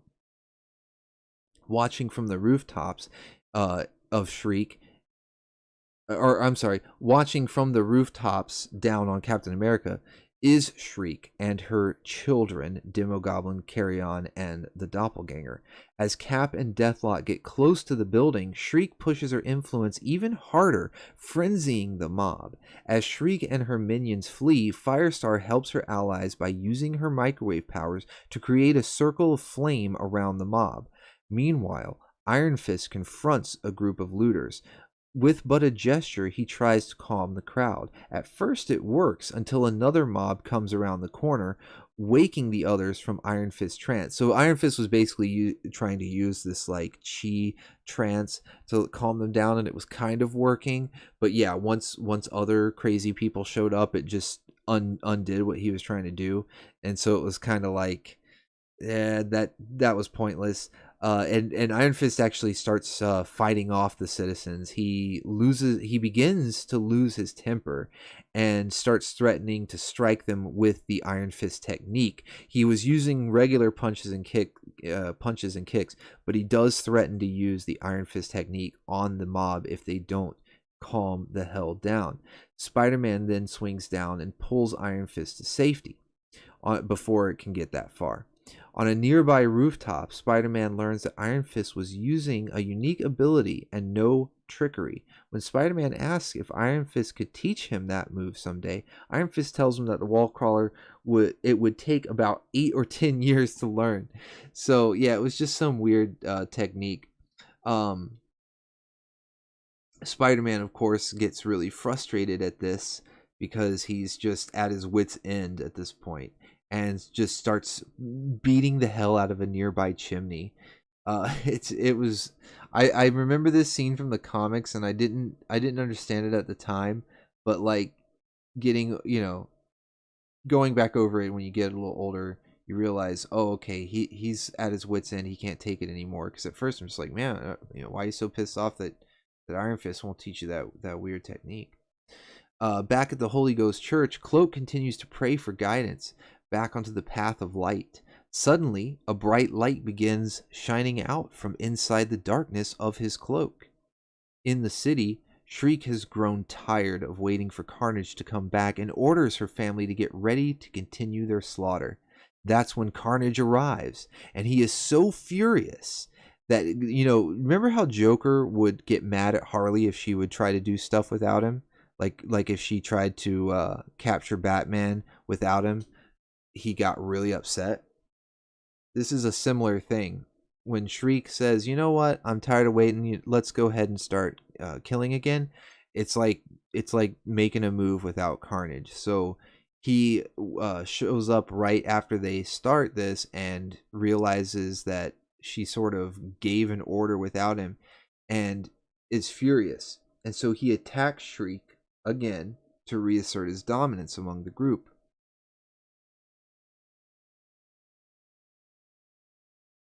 And of course, the doppelganger, who's like Shriek's little puppy dog, comes to her rescue. Carnage savagely attacks Doppelganger and sends it crashing to the pavement below. Having had enough of Carnage's insanity, Demogoblin is just going to leave the group. He's like, you know what? I'm just done here. I'm going to leave the group. But then Spider-Man and his allies show up. And before the two groups can clash, they are suddenly blinded by a bright flash of light. Looking at its source, they see that Cloak has returned with his partner, Dagger. So she wasn't dead. That's why, of course, I knew this because I've read the story before, but that's why I kept saying that she's supposedly dead or that apparently dead. They think she's dead. Because it was always kind of ambiguous the way that she just exploded in a burst of light and we didn't really know what happened to her. And it was just Cloak kind of assuming that she had been killed off and was gone. So that's why I would always say, supposedly dead or apparently dead, because I knew she was coming back. And this is where she makes her big return here at the climax of the story, because this is the final. Is this the last issue or the 13th? No. This is the 13th issue here. So we're on the second to the last issue. So we're almost done. I want to thank everybody for hanging in there so far.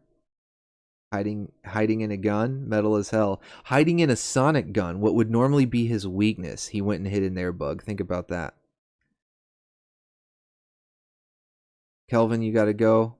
All right. Thanks for hanging out, though, man. I guess if you come back, because I'm at the 2-hour mark right now, if you come back, just fast forward to 2 hours and then watch the rest from there, and you'll get the last 2 issues here, the conclusion of Maximum Carnage. Peace out, biatch. That's pretty clever writing. Shooting out of the gun sounds iconic as hell. Yeah, it was such a cool image to see, just like all the black goo firing out of there when you're so ready to see Venom get out of there, stop being tortured. And it was great to see, and it was cool. It wasn't like he breaks out and then decides to have a fight with Christ. He leaves. He's like, I'm out of here. So it was great. It was a good moment. All right, so we have the forces of Spider-Man and Carnage who are prepared for the final battle. It's like they're lined up in that scene from Civil War. They actually had an image like that where they're on the streets and it's all chaotic and war torn. I say war torn, like riot torn, And you've got Spider-Man's team on one side, you got Carnage's team on the other side, and it's just like Civil War. They're about to run and clash, but they're suddenly blinded by the light. And they all look in the direction of the source, and they discover that Cloak and Dagger have returned. Dagger, namely, being the one who has truly returned. Shriek can't believe it because she thought she had killed Dagger. Dagger explains that Shriek's powers killed her in a sense, as her fatal attack actually turned Dagger into pure light. That light was then gathered into Cloak's body, where Dagger eventually reformed herself because Cloak's love encouraged her to hang on, which that's a little bit silly, like his love encouraged her to hang on.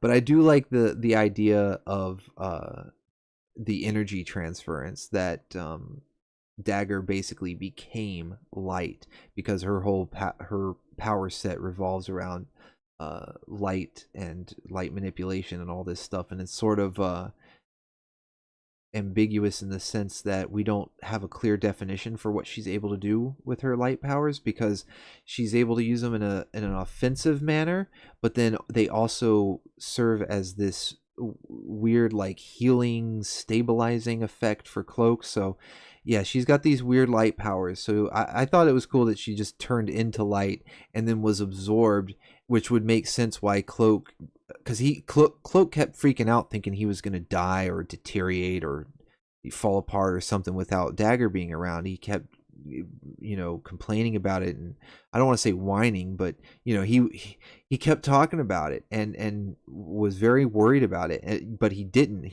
And Spider-Man even made that comment like, I'm surprised he's able to still teleport. I thought he needed Dagger's powers to do that.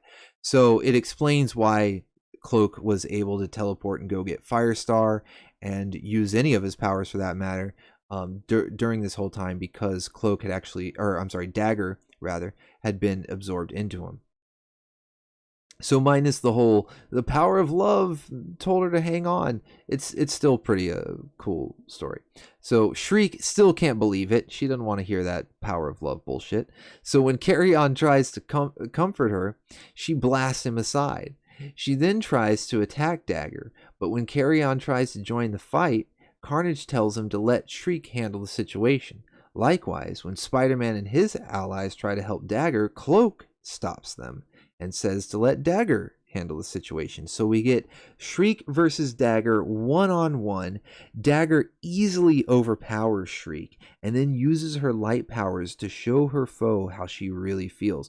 This was what Cloak thought he would be doing by pulling her into the dark dimension, but it wasn't darkness that Shriek needed to see. It was the light that she needed to see. So Dagger shows her foe how she really feels, and Shriek is surprised to discover that Dagger forgives her despite everything that's been done. Despite seemingly killing her, she still forgives her, and still Dagger cannot let go of her still Shriek cannot let go of her hate and tries to blast Dagger. However, Spider-Man is there to pull Dagger to safety, and I don't even think that it's her hatred for Dagger. I think it's Shriek hating herself. If you do end up going back to read this book, pay attention to Shriek's face when she's going through this whole fight with Dagger, and when she tries to she has this moment where it seems like she's coming around, and then her face twists and she attacks Dagger. And pay attention to it. It's because here in the notes it says that she can't let go of her hate, but it makes it sound like it's her hate for Dagger or Cloak or both of them. I don't think that's it. I think Shriek hates herself, and that's what she won't let go of. And being shown such compassion by Dagger, it leaves her with no one else. There's nothing else to blame. There's nothing else to face but herself at that point. And I think that's why she still turns on Dagger, still is shown to be evil, I guess, despite having this almost like coming to terms sort of moment, because she hates herself and she can't get over that. Spider-Man, though, pulls Dagger to safety and then tells everyone that it is time for the final battle. By this point, Carnage, Carrion, and Demogoblin check on Shriek, and after Carnage makes sure that Shriek is still devoted to his cause, they turn to face the gathering of heroes to find that there is nobody left. Thinking that they all ran away, Carnage begins to laugh. However, they soon learn that Spider-Man is still there. The Wallcrawler explains that he stayed because he defeated Carnage before, and he will defeat him again. At first, Spider-Man is able to hold his own for a little while against all 4 of the opponents, but once Carnage lands one good blow, they all begin ganging up on the Wallcrawler. Even though the Web-Slinger is savagely beaten, Spider-Man still refuses to surrender. That's when Carnage orders Shriek to unleash a full power of her psychic blast. Spider-Man's mind is flooded with dark despair. He resists by calling up the images of his wife Mary Jane and his Aunt May and Uncle Ben and even Gwen Stacy. That's when Shriek is suddenly struck by an energy blast. This is coming from a massive Alpha Magni Illuminizer carried by Deathlock. He, Iron Fist, Firestar, Captain America, and Cloak and Dagger had quickly constructed it at a nearby Rand Corporation building.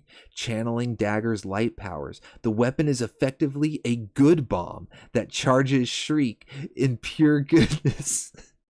I'm sorry, I tried to get through with the straight face, but I couldn't. But yeah, they show up. Deathlock has this giant contraption strapped to his chest that just fires like a beam out. And at first I just thought, okay, so it was just like this big mega cannon like Iron Man with the unibeam or something. But no, it was a good bomb, as they call it, or a good beam, the Alpha Magna Illuminizer. And it uses Dagger's light power to create a beam of good energy, a beam of pure goodness. Unable to contain this pure goodness, Shriek then begins unleashing the goodness upon her companions. The first to fall is Carrion, who miraculously reverts back to his human form of Malcolm McBride. Demogoblin tries to fly away on one of his flaming gliders. However, Spider-Man manages to snag him with a web line, sending the demon crashing to the ground. Demogoblin tries to get up to fight back, but soon collapses to the ground. Although Shriek suggests that he give in, Carnage refuses to allow himself to give in to these positive emotions, these silly, stupid emotions. Eventually, the device overloads and explodes, as all good devices do. When Demogoblin wrapped up, with Demogoblin wrapped up and Shriek knocked out, Spider-Man checks on Malcolm McBride, who was Carrion.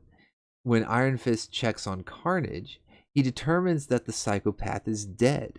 So, because they find a supposedly dead Carnage after all the dust settles, they find this body of the Carnage symbiote that's dead.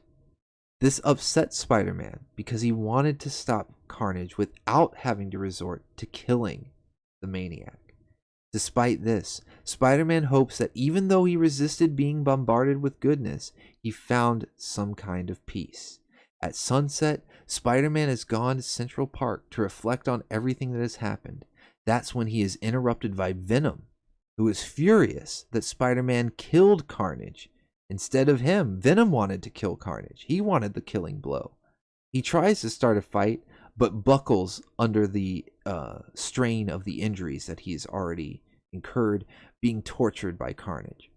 As Spider-Man checks to see if his old enemy is okay, Carnage emerges from the nearby pond, revealing that he is still alive and well.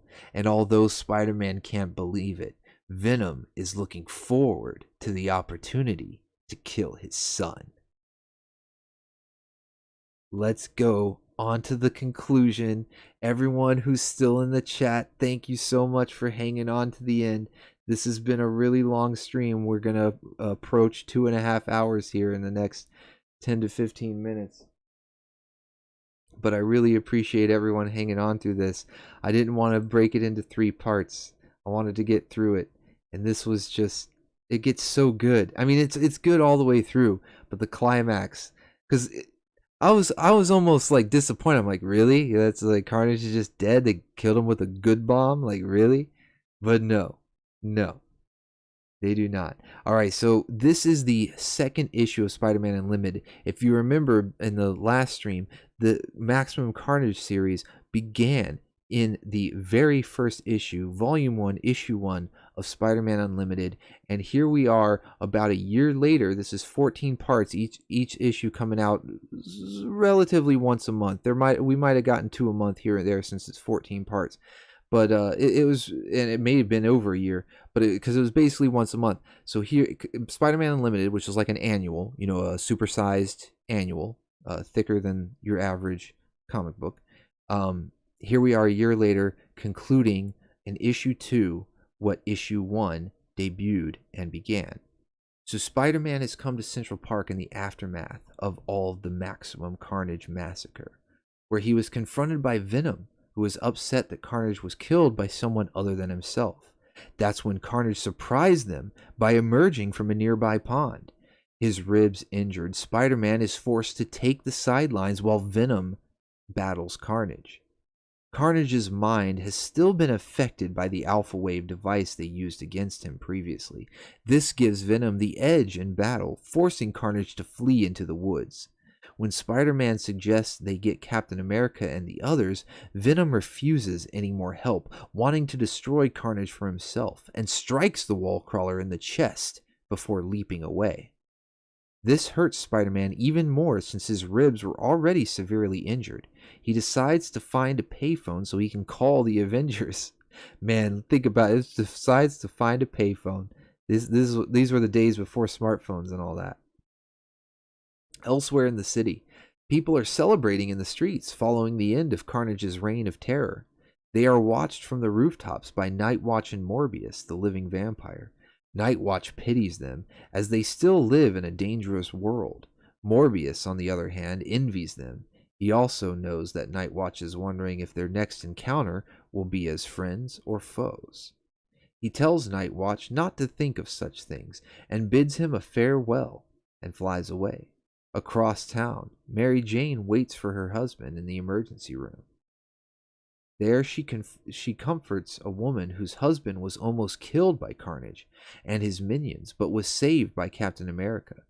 They are relieved when a nurse comes out and tells the woman her husband just got out of surgery and is expected to survive. That's when Peter Parker comes out shortly thereafter with his ribs all bandaged up. Mary Jane begs Peter to finally take a break from being Spider-Man. Unfortunately, he can't make that promise. Not at least until while Carnage is still on the loose. Just then, at Riker's Island, a criminal waits out his trial in the cell previously occupied by Cletus Cassidy. His thoughts are interrupted when Carnage comes ripping through the wall. He demands to know what the other criminal is doing in his cell. He rants about where this is where it all began, wishing he killed Eddie Brock before he had broken out of prison. That's when Venom enters the cell, and the two come to blows. Carnage manages to get away when he fires some symbiotic spikes at one of the guards, forcing Venom to act as a shield to protect the innocent man. The projectiles do little but slow Venom down briefly, and he soon follows after Carnage. Meanwhile, Peter Parker returns home and is happily reunited with his Aunt May and the couple who claim to be his parents. This was a side story about his parents. I'm not really going to... Basically, Peter goes home and he's like, yay, I'm back with Aunt May. And Mary Jane wakes Peter up. I'm sorry, she wakes up to Peter, exposing the film in his camera. He is destroying the photos of the destruction he photographed during Carnage's rampage because he can't bear to see them published. When he tells her that he is going to back out as Spider-Man, she tells him to stop and listen to him for a moment. Although Mary Jane has been trying to get Peter to take a break from being Spider-Man, she realizes that he will never stop going out there and making the world a better place. Even though that causes her a great deal of stress, she loves him even more for it and encourages him to go out and be a hero.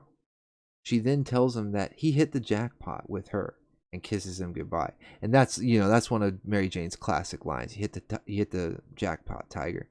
So she tells him that Yeah, she doesn't like him going out there. It stresses her out, but she knows he has to do it.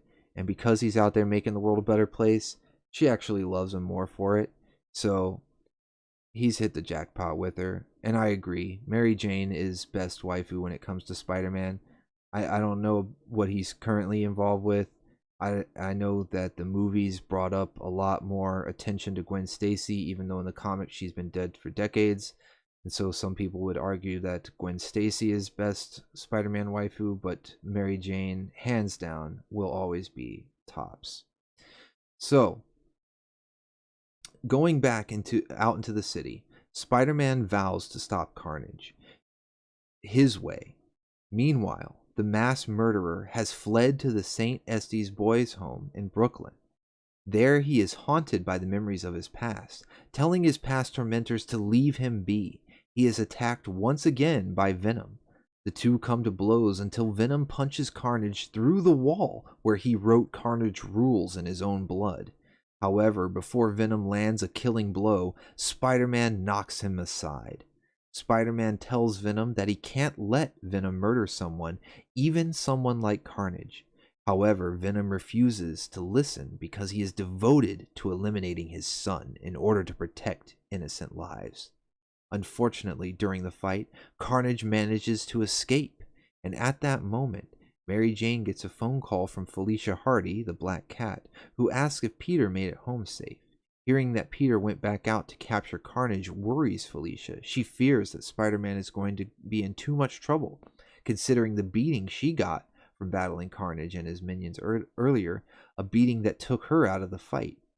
Meanwhile, Spider-Man and Venom follow Carnage to a nearby cemetery where the maniac is digging up his mother's grave to reconcile how she treated him as he was growing up.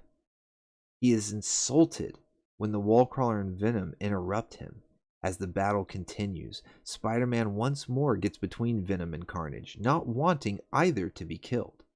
Carnage swats Spider-Man aside when Spider-Man lands between the graves of Harry Osborn and his father Norman. He suddenly realizes why this cemetery was so familiar.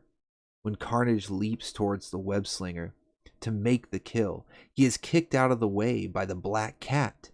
Carnage grabs his mother's coffin and tries to flee the scene. Unfortunately, the maniac is tackled into a power transformer by Venom. There is a massive explosion that burns away Carnage's symbiote, rendering Cletus Cassidy unconscious.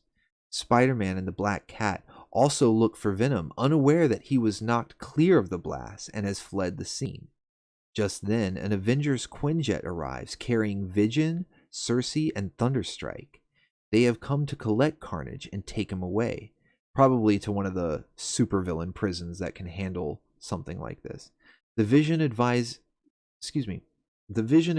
them that Captain America warned them about Cletus's blood being able to recreate the symbiote, and have come with a containment pod, so they know not to let him spill any blood. It's kind of what I was saying earlier. If you wanted to defeat Carnage, you're going to have to knock him out and take him down while he's a vulnerable Cletus Cassidy. In the aftermath of the battle, the Black Cat looks at the shattered remains of the coffin that Cletus had dug up and notices that it was empty. Spider-Man figures that nothing about Carnage is logical. The Black Cat then muses how monsters like Carnage always have a habit of returning. Looking at the graves of Harry and Norman Osborn, Peter hopes that's not always true. And thus we bring Maximum Carnage to a close. So what did you guys think, chat? Did you enjoy the story of Maximum Carnage? Were you familiar with it? Had you read it before? Oliver's Flicks, what's up? A good vibes gun. That's right, Battleframe. It was a good vibes gun. But this was one of my all-time favorite stories. Not just when I first read it when I was younger, but every time I look back on it, think back on it, if somebody else mentions it, if I see like they did somewhat of an adaptation in the cartoon, not really though, because of course they can't get this violent, but anytime I see anything like this, that reminds me of Maximum Carnage. It's such a fond memory. It was such a good storyline, such a good series. The art, the characters that you had, having Venom and Carnage in the spotlight for so long, it was great. And after it was over, I felt satisfied because even though it gave us a clear ending, it's Cletus Cassidy is still alive. It's not necessarily over. Felicia Hardy even says, "Oh, maniacs or monsters like Carnage, they always have a way of coming back." And even though Peter looks at the graves of Norman and Harry Osborn, and it's meant to foreshadow a return of the Green Goblin, it's still nice to know that this isn't the end of Carnage. And as anybody who follows the comics is well aware, it indeed was not the end of Carnage, and he's still around to this day, as far as I understand. In fact, they just had it was kind of like Spider-Verse, but with Carnage, where everyone got a Carnage symbiote. But I think it was like an Elseworld story or something. So, how did I come to read it? I have the physical issues. I was gonna dig them up and take a picture so I could, have a one of the pictures here during the stream just be the stack of the issues. But for one, I'm like, what box are they in? Because I have a bunch of boxes of comics, but they're not labeled, so I'd have to go through each box to see which one has all the Spider-Man books in it, and I didn't really want to take the time to do that. And two, it was like, when I thought about it, I'm like, well, what's that going to add to it? I already had pictures of the covers, the ones that I wanted to show anyway. And so I'm like, yeah, that's not really going to add to the story. Maybe if some of the other stuff that I do in the future, like I've got the Age of Apocalypse books as well. So if I can find those, since I've got a little more time to plan for that, maybe I will get the individual books out and take some pictures of the books themselves. But yeah, that's how I originally read this book, or this storyline, was going to the comic book shop, getting the issues each month as they came out, waiting to see what happened. And I still have those individual issues to this day. I never went and got the trade paperback or anything. I kept all the individual issues because I love the covers and everything. So thank you everyone for hanging out. Soundwave, Oliver's Flicks, Battleframe, Gamer Taxes. What's up, Taxes? The Bug, Kelvin, of course, and of course Tailgate, man, the web slinger himself, Tailgate. Thank you very much. And let's see, I don't think there was Smoke, and I want to say there was Baby Blue. Thank you. I knew there was somebody else I was forgetting. I'm pretty bad with memory sometimes, but I thank you everybody for hanging out. Hit the like button if you enjoyed this retelling of the story, going back through and hearing about the story and all the characters and getting a little bit of the lore on the symbiotes and how they work. If you enjoyed it, hit the like button for me and come back next Thursday, because I've been enjoying these Throwback Thursdays. So if you guys are enjoying them too, come back and we'll cover more classic comic storylines. Until next time, this is Orbital Bacon signing off.